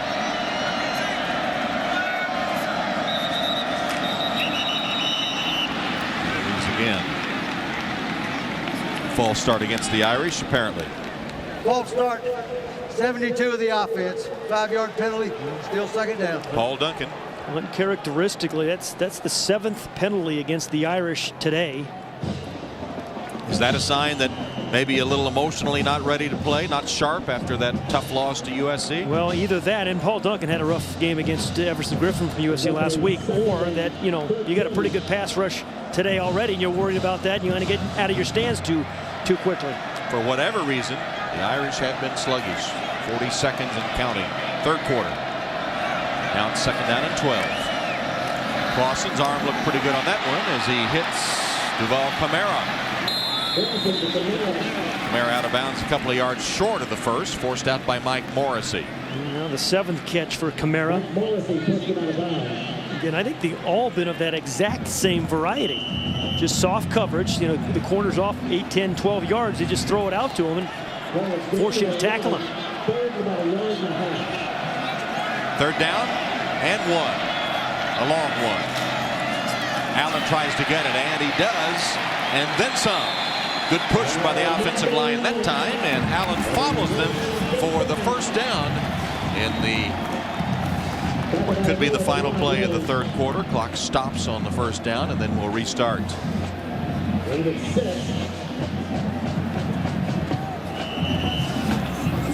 the clock winds, and we'll tick down the final seconds of the third. So that's the end of the third quarter, with Boston College leading Notre Dame 16-13. Back to Notre Dame Station and Notre Dame Stadium after these messages from your local station. You're watching Notre Dame football presented by Sprint. Here's our Sprint score by quarter as the Eagles got the touchdown in the third quarter. The only score in the quarter as they took the opening kickoff of the second half down to take a 16-13 lead as we start the fourth. First down, Notre Dame from the 43-yard line of Boston College. Duval Kamara already with a career-high 7 catches today. And to Golden Tate. And the official shaking his head no. Now a flag does come down. You could obviously hear the whistles sounding as the action continued. And let's see if the penalty was for a late hit or whether it was something else. We have a dead ball, personal foul, late hit, 34. The defense, 15 yards, automatic first down. Not a good decision by Mike McLaughlin. The play was obviously over. Yeah, they had him absolutely stopped on the sideline right in front of Frank Spaziani. There's one guy. There's Morrissey who's got him down. And the key is the whistles are blowing. Well, yeah, he wasn't out of bounds. It was the whistle had blown it dead. And we were able to hear the whistles before he ever went down to the turf. The injured player, the injured Eagle player is Gauze, DeLeon Gauze. Right at the sideline. And they bring in Donnie Fletcher to replace Gauze on first down for Notre Dame with the penalty now at the 22-yard line.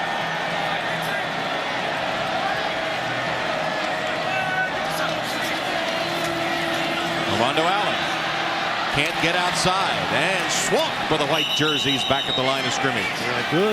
Good team defense. You know, they stuffed him up early inside, good outside coverage, and then Luke Kuechly, I think, finished it off. It's the 9th tackle of the day by Kuechly.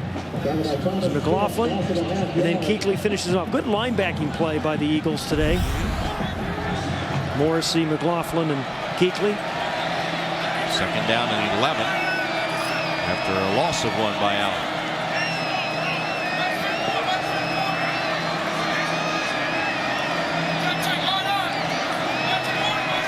Play clock at 4. Allen, draw play. Armando Allen. Marcellus Bowman puts a hit on him, but a gain of 11 yards. So we're talking about ball security and the lack of it by Boston College's running backs. Armando Allen really does a good job with ball security. he was just smacked on that one. I'm anxious to see what happens. I know, it's like saying no hitter. I know, you're right. But they've only lost 3 fumbles all year long, have the Irish. Well, it was just short of the first down marker, so third down, less than a yard to go. 2 tight ends, and Robert Hughes is in. Boston. Well, I guess he's okay if Charlie Weiss is calling quarterback sneaks. I guess, well, he doesn't need his right arm for that anyway, as he comes up limping with a bad toe. Yeah, bad toe, right arm. So first down for the Irish.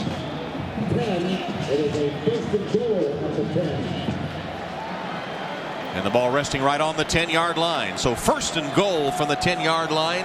Boston College leading Notre Dame by 3.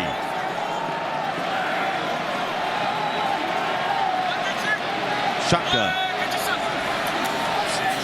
Clausen going for the end zone, and Golden Tate. And well covered on the play by Donnie Fletcher. Donnie Fletcher did a great job. I mean, you talk about, he knew what was going to happen right there. He was expecting the jump ball. Donnie Fletcher, number 4, big cushion. Hard to throw the fade when a corner has that much of a cushion on you, Tom. Usually it's against bump and run. Remember, also we mentioned Fletcher at 6'1". It's hard to get the ball over. Good coverage, good read by Donnie Fletcher. So they go for the fade attempt to Tate on first down. Now they put Tate in the slot to the top of the screen on 2nd down and goal from the 10.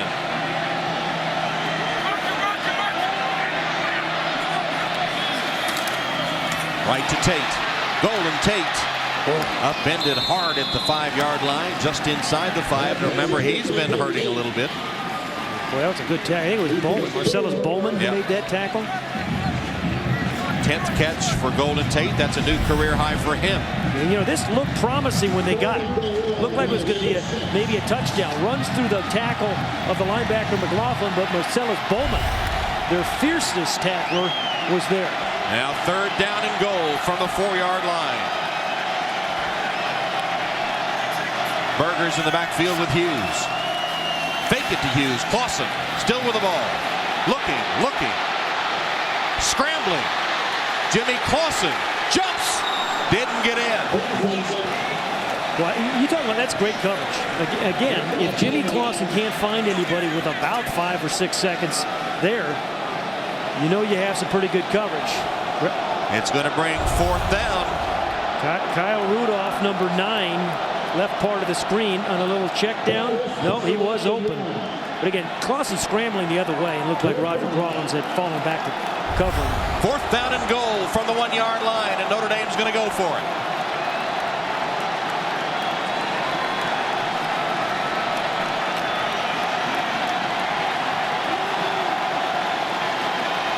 Robert Hughes in the backfield with Bobby Berger.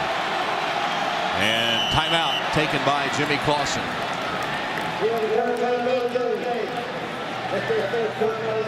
So the Irish take the timeout. Take another look at Jimmy Clausen scrambling around. I'll tell you, there's been a lot of pressure on him, combined with good coverage by the Eagles. Trying to go to Golden Tate early. He was not there because Fletcher had him. Yeah, Fletcher was lurking there, wasn't he? Yeah, and then he thought he had a chance to get into the end zone, and it was McLaughlin, Mike McLaughlin, staying alive, the middle linebacker, who knocked him out of bounds. Otherwise, Clausen probably gets in. And Fletcher gave a nice push too when Tate tried to block him, and Clausen running up there. So they hold. And now, what about the decision here? You can kick 3 to tie the game. No, or do you go for the touchdown? I think you give your offensive line a chance. As well as BC's defense has been playing, Robert Hughes, at 237 pounds, to me, is the guy. Remember that great 2-point play he had against Michigan State a few weeks ago? He's just a hard guy to bring down.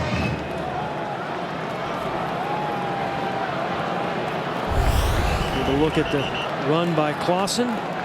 Watch Fletcher here now against Tate. He just holds his ground too, enabling McLaughlin to make the play. If Tate does a better job there, Jimmy gets in. Yeah. Well, you know, they got Robert Hughes and Theo Riddick in. And Boston College, seeing that, is going to call a timeout because Clausen was not on the field. They apparently were going to go to the Wildcat. I'm calling timeout next. You need one. Kind where you have to sit in the corner. Yeah, I know. My mom used to do that to me. Well, you know, this is the start of the second half of the season. Clausen talked about it. You know, Charlie Weiss talked about it. And, you know, you're down 3, still plenty of time. And I think even if they don't get in, you know, Boston College has a long way to go. So I think, you know, this is the right decision to go for it. Even though your field goal kickers made 11 in a row. 12 in a row now, right?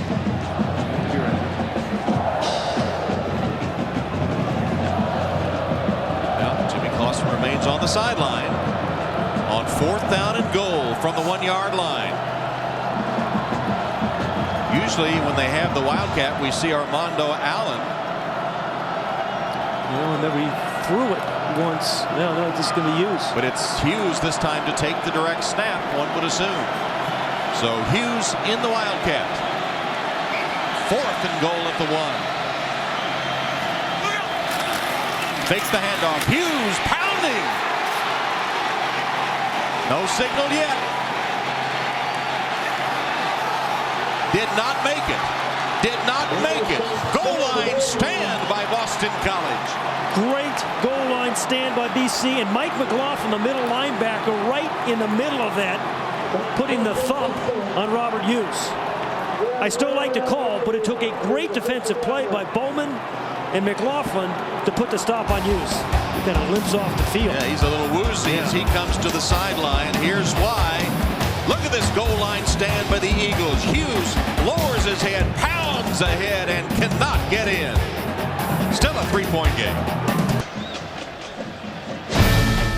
Notre Dame football is brought to you by Adidas. Impossible is nothing. By new Gillette Hydra Scrub Body Wash, a powerful clean without dry skin.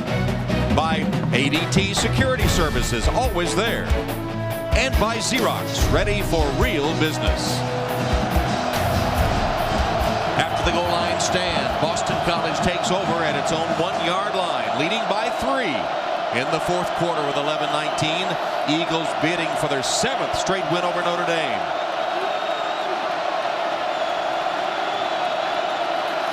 Keep by Shinsky. Hey, let's go back and look at that last goal line stand and watch number 8, Marcellus Bowman, number 8 for the Eagles in the white jersey, put the thump on Robert Hughes. Now, Robert Hughes has the ball in his right hand. And he's going to, they did review this play. They review every single one, but watch you come down, see the ball in his right hand. And he is down and short of the goal line. So the review confirmed that indeed he did not cross the plane, and a terrific stop by Bowman. Shinsky got half a yard on that first keep.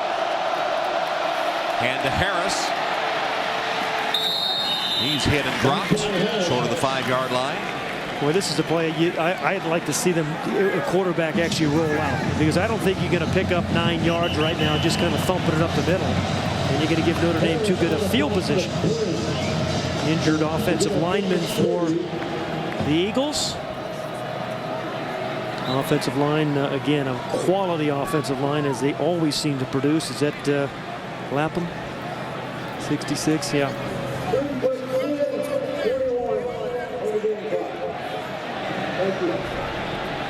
So Lapham is the injured Eagle.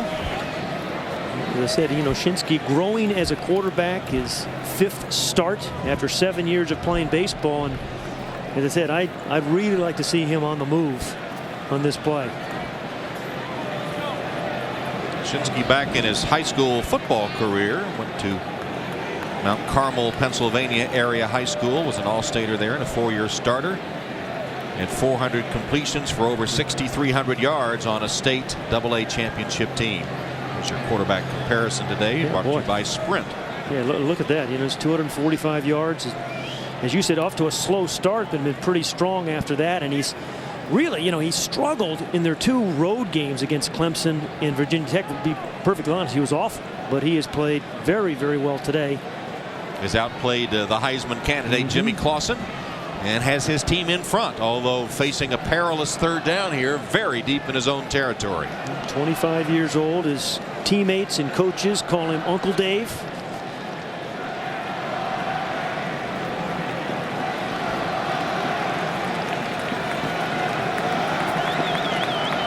So Lapham is being helped off the field, replaced by Mike Goodman Jr., redshirt freshman from Miami, 6'6", 302 pounds. Shinsky got the Here the Irish defense. Watch where Rich Gunnell is, right? The guy that's had a really big game for Boston College, number 18.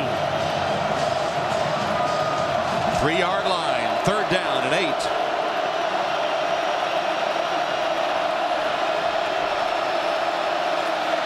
It'll be Harris. Nowhere to go. Slammed to the turf at the 5-yard line, and now Quigley, who did such a great job punting in the first quarter, repeatedly backing up Notre Dame deep in their own territory, will have to punt from deep in his territory from his own goal line. I know you're trying to protect a freshman quarterback, but Tom, I don't like that. I just think you can't give Jimmy Clausen too many chances. He's done it time and time again this year, and now that you're going to get, you know, excellent field position.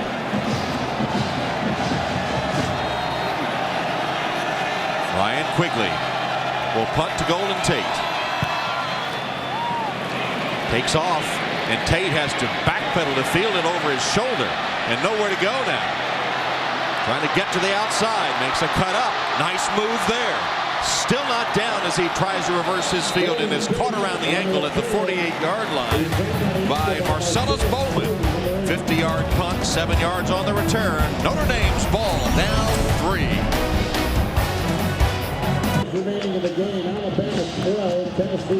Beautiful shot of the Golden Dome, the Basilica, the lake, and MetLife providing today's aerial coverage. Visit MetLife.com to learn more about the Blimp program's 20-plus year history.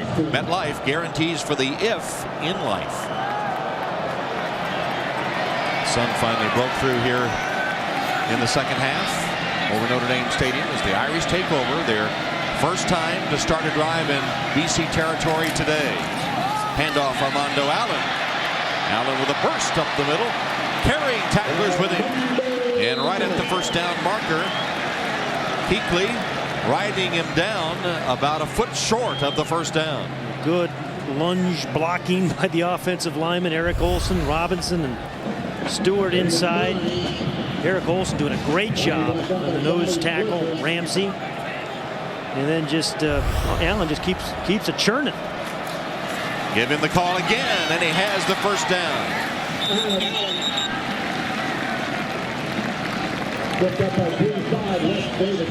Wes Davis comes up from his free safety spot to stop Armando Allen, but not until he had first down yardage. Today's first down line brought to you by Xerox. Yeah, Notre Dame, as they have been most of the day, in no huddle, but not a hurry.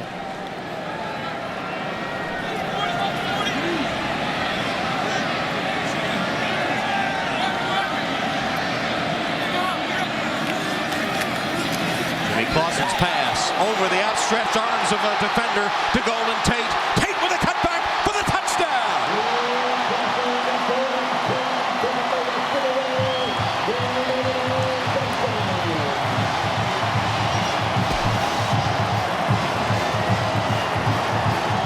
You have got to cover Golden Tate. He's like a ticking time bomb, isn't he? Sooner or later, he's going to make a play. You know, all that soft coverage we've been talking about, sometimes maybe you play it too soft, although there was a blitz by Boston College, but a huge cushion on Golden Tate with 11 catches on the day now and 2 more touchdowns through the air. That one 36 yards. His second touchdown of the game. He's having a career day in terms of receptions. Nick Tausch, point after. He is good. So Notre Dame gets a break after they get the ball in Boston College territory to start the drive. Boston College had the goal line stand, but it put them in bad field position. And the Irish take advantage with the pass to Golden Tate, who makes it happen after that. 20-16 Irish. 4 lead changes today. Boston College has led by 3. Notre Dame now with their biggest lead. It's 4 points as Ruffer kicks off. Finch and LeGrand are the deep men. It's a short kickoff taken by LeGrand. And just short of the 30-yard line. Hey, Tom, let's go back and take another look at the touchdown. And first you can see a blitz by the safety, Marcellus Bowman. He's the guy that made the goal line stop a moment ago. He gets there late, allows single coverage on Golden Tate, but a huge cushion on Golden. It was over 9 yards cushion. See, 9.2 yards on the cushion because he had single coverage, but that's just too much. And then a perfect throw by Clausen out away from the defender, over the linebacker, and then he turns into that outstanding halfback that we've seen for the last 2 years. From the 29, Montel Harris, fake to Harris, and the pass by Shinsky is incomplete, intended for Gunnell. Well, you know, we haven't seen Gunnell drop much, huh? That was a good, well-timed throw by Shinsky before the break of Gunnell, who's caught just about everything today. He's got 8 catches for 139 yards and a touchdown. Nice little cushion there for him. Double move, ball was thrown early. I think it should have been caught for a first down. And it kind of had Blanton turned around backwards. Yeah, it sure did. You know, Wildcat formation for Boston College.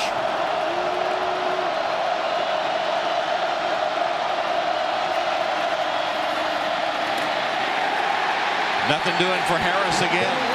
Stuffed by Manti Te'o. And then finished off by Captain Lewis Moore.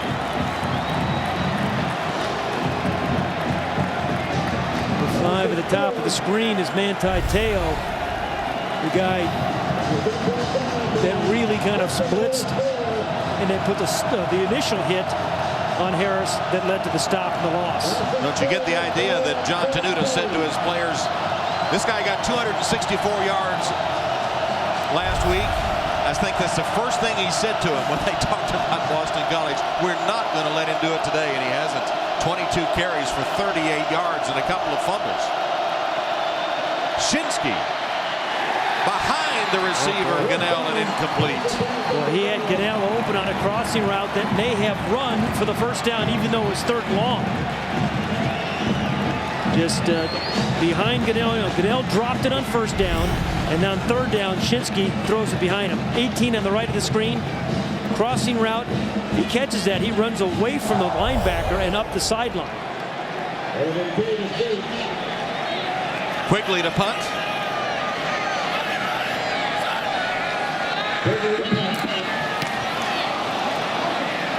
Golden Tate, fair catch. Makes it at about the 33-yard line as we go to Jimmy Roberts in New York. Over the campus of the University of Notre Dame. Overcast to start the game. Cleared up somewhat here in the second half as we go to sunset. The sun very much in evidence. Armando Allen can't turn the corner.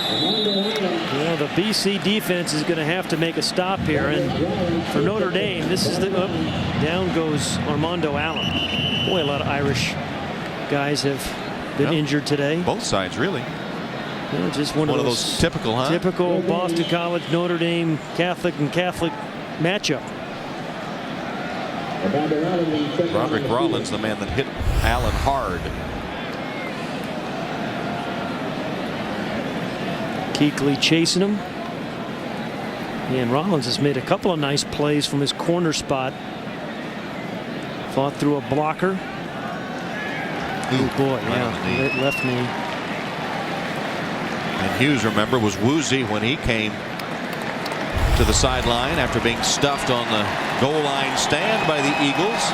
Golden Tate with an injured shoulder as Jimmy Clausen kind of limped off once.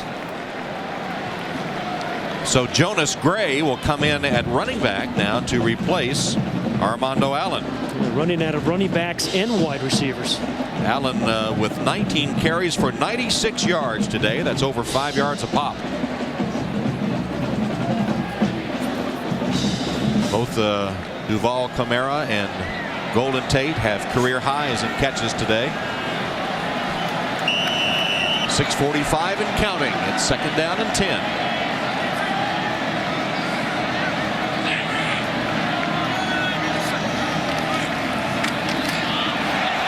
Jonas Gray. Chased out of bounds at the 40-yard line. Once again, a pretty good stop by Roderick Rollins, the corner. I mean, these guys who say you got to cover Golden Tate and Camara, and then you got to come up and make the plays. But boy, he did a nice job there. Number 20 slips first and then comes up and makes the tackle on Jonas Gray. He got 5 yards. He's the sophomore from Pontiac, Michigan. That was his 26th carry of the season. Shotgun for Clausen on third down. Looking, trying to get someone open. And Rudolph finally is the intended receiver. He wasn't open much. Mike couldn't hold on. Mike Morrissey with great coverage. You see Morrissey blitz well. That time with terrific coverage by Mike Morrissey. Coaches say a smart player, does exactly what you ask of him. So the Eagle defense does a pretty good job there to force the punt. 3 and out for the Irish. And they have 6 minutes and 2 timeouts remaining. Turk punting to Gunnell. Close to blocking that one, and it's a low line drive. Fair catch, Gunnell at the 32-yard line. So the Boston College Eagles will take over at that point. They trail Notre Dame 20-16. 6:04 to go. Notre Dame leads 20-16. It's been an odd second half for Boston College. Their first possession drove down the field for a touchdown, but since then they fumbled after a 90-yard drive, threw an interception on the next possession, and the last 2 have been 3 and out. starting from their own 31.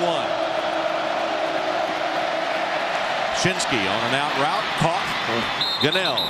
How many is that for him now? That's the 9th catch by Gunnell.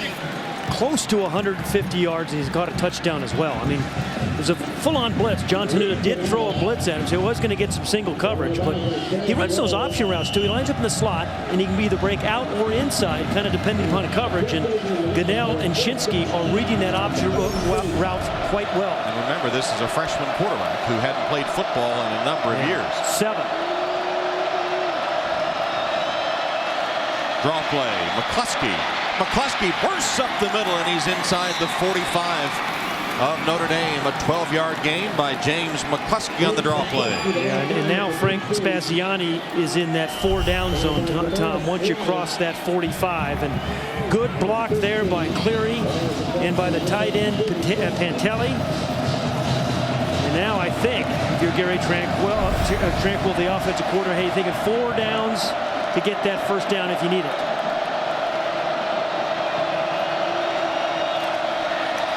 McCluskey. Fumbled a football. I think they called it down. I heard the whistle blow, and I think it'll be ruled down. It's Jamaris Slaughter who's got his chance today at safety.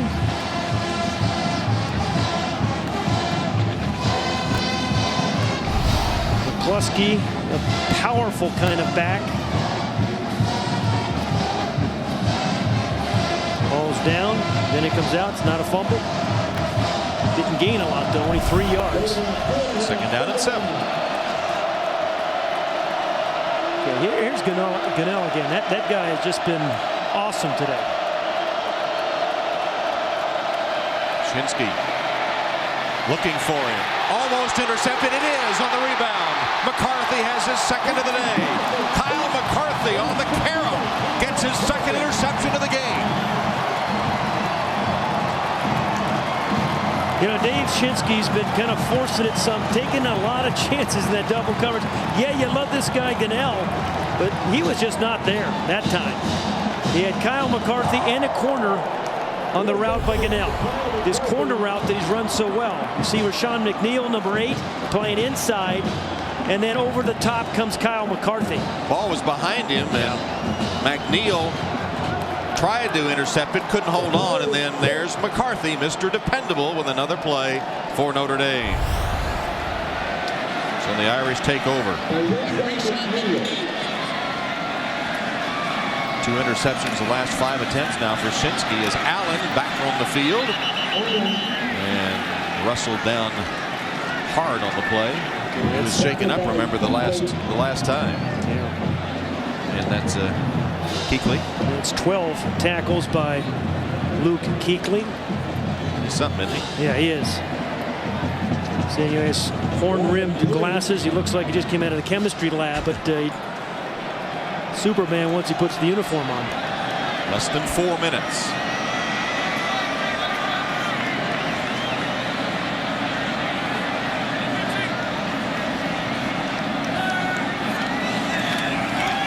Handoff to Allen. Armando again showing us some tough running as he keeps his legs moving, spins, gets back to and across the original line of scrimmage. Yeah, Boston College will use one of their 2 remaining timeouts. And, use your timeouts on defense because you can stop the clock on offense, right? So a good call by Frank Spaziani. 3.5 minutes to go. This has been a close game throughout.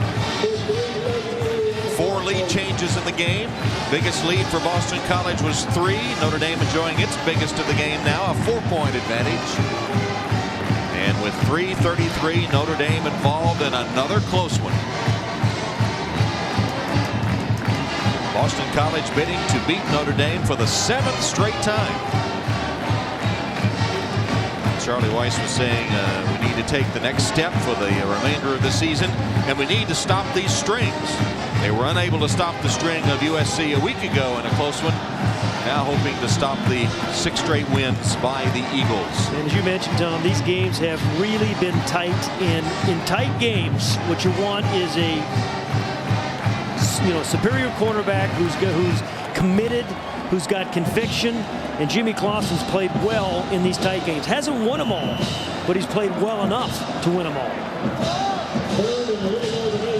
So Boston College will have one timeout left. Yeah, this is the down for Boston College right now. 3rd down and 8.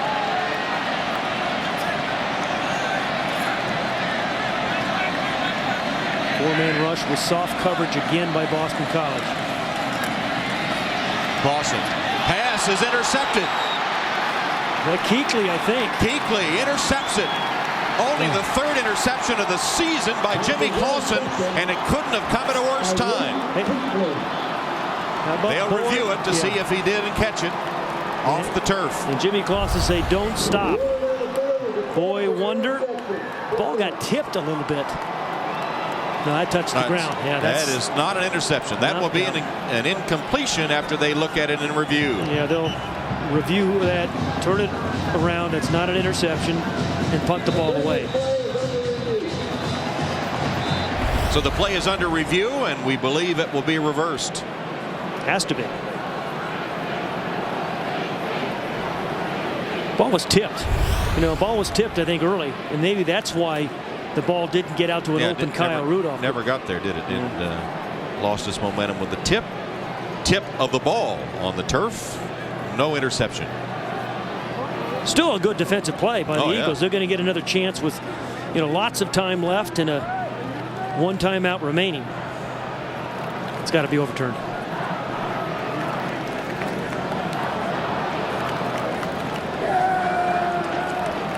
Seen it from multiple angles now, and they all appear to point to one thing, that's I haven't changed my not mind. An interception. All on the ground.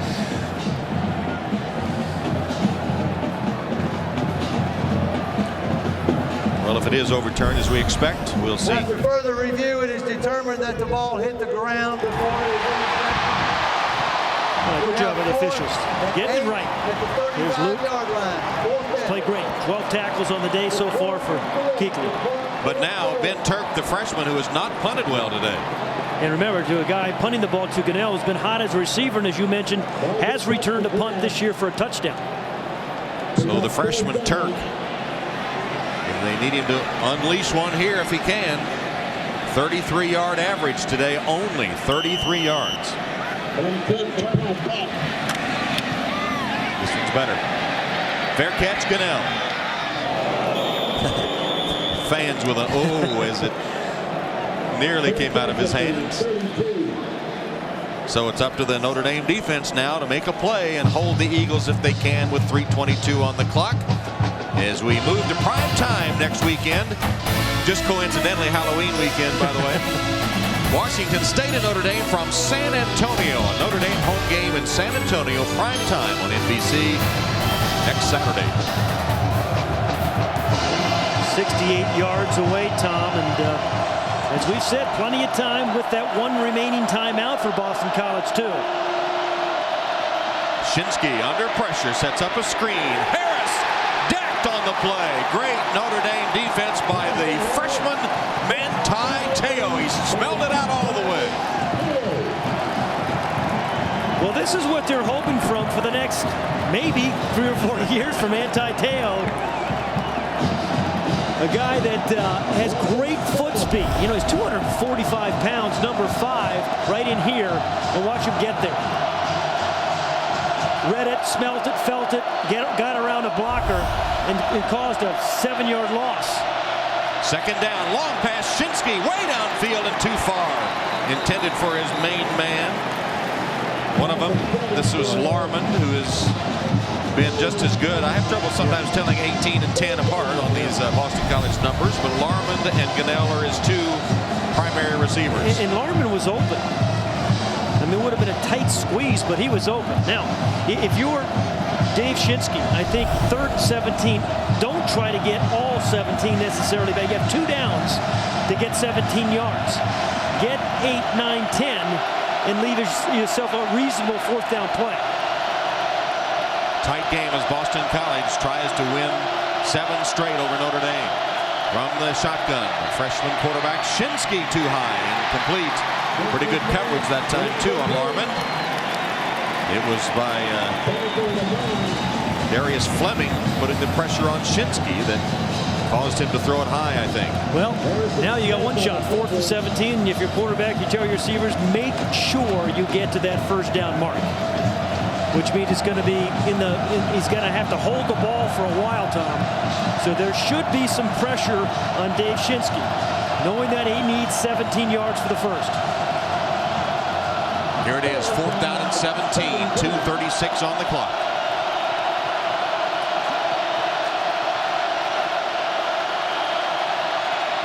Shinsky throws deep. It's caught. Rich Gunnell with another clutch reception to the 45 of Notre Dame. A 30-yard gain on 4th down and 17. And another big chunk of yardage in the passing game. Rich Gunnell, once again from the slot, the inside guy in the slot formation, and he has that option route. A little skinny post, goes up tall to get it. Great hands and a perfect throw by Shinsky for the first. 46-yard line of Notre Dame. Shinsky, clutch, double clutch, and the pass broken up. And a flag for interference on McCarthy, maybe. Justin Jarvis, the intended receiver.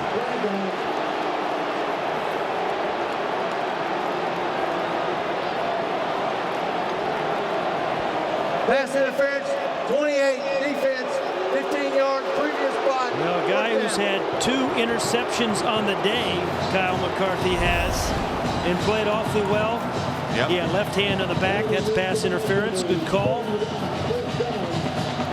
And as we said, the clock is not an issue, just executing, trying to get the ball in the end zone. 2:01 on that clock. And still, as I said, 1 timeout remaining. And the 31-yard line where Shinsky puts it in play. Pumps once. Wants to go deep, in trouble, scrambles. Manti Te'o grabs hold of him, but look at him carry the pile. Didn't run like a former pitcher. I'll tell you, that was a heck of a decision by Dave Shinsky. He was trying to pump and go deep, Tom. They were covered. If he had thrown that ball, pretty good chance of getting picked. But great decision. And I think that they used their last timeout. They just took their final timeout. Yeah. Good coverage by the Irish, but a great decision by Jeff Shinsky. Get out of football. See the pump fake to Gunnell and then trying to get Larmon deep down the middle, but good coverage deep by McCarthy, who was not fooled. Shinsky, there's the pump, trying to go deep, nothing there. There was a hold on Darius Fleming. It was not called, but Darius Fleming was held badly. But look at Shinsky turns into fullback. That was amazing. Well, this is familiar territory for the Irish, of course, being involved in a close game.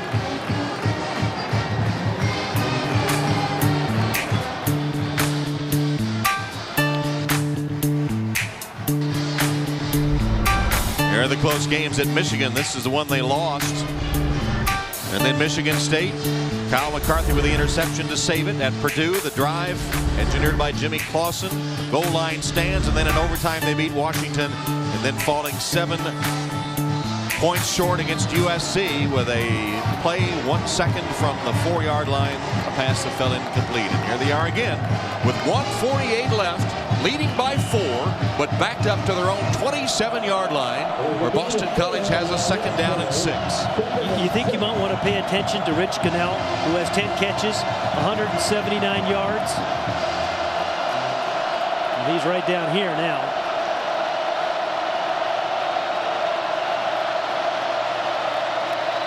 Shinsky with all day. Flush from the pocket, hit as he delivers, and this one is picked off. Picked off by Brian Smith. Oh, Shinsky made a big mistake there. Should have thrown the ball away. Tried to force it, and it's a turnover similar to that Michigan State game when the Irish got an interception late by McCarthy to save it. The 5th turnover of the day by Boston College, and yet they were still in the game. Brian Smith with the interception of Dave Shinsky. You know, really from the very first day you start playing quarterback, they say never late down the middle, and Dave Shinsky just threw that one late over the middle, and it should not have been thrown. Throw it out of bounds. Threw it right to Brian Smith. Last time Notre Dame had 5 takeaways was back in 2004 against Washington. 5 turnovers today to none by Notre Dame. And yet, despite the 5 turnovers, BC was right in it here to the very end. It just tells you how well they play. 58 kind of in the middle of the screen now, trying to cover Goodell, and just was not there. And they thrilled Golden Tate and Brian Smith. Tater's had a pretty good day as well. And the freshman Dave Shinsky. That makes it a long ride home when you're the quarterback. Could have had a chance to beat Notre Dame for the 7th straight time. Instead, the Irish are going to win it. Well, and once again, they end a streak. They ended the streak of losses to Michigan State. Couldn't stop the losing streak to USC, but they will break Boston College as the Eagles came in having beaten Notre Dame 6 straight times. And they're 1-0 in the second half of the season. That's kind of their theme. Washington State in prime time's next. In a game that the Irish will be heavily favored. And that will be in San Antonio. Will be coming your way prime time on NBC. A little scrum there at the final seconds. Well, it was another narrow victory for the Irish. They've made a habit of playing close games. All but their opener against Nevada have been right down to the final minute of play this season. And it's a long walk, a lonely walk for Dave Shinsky after throwing the interception that sealed it for the Irish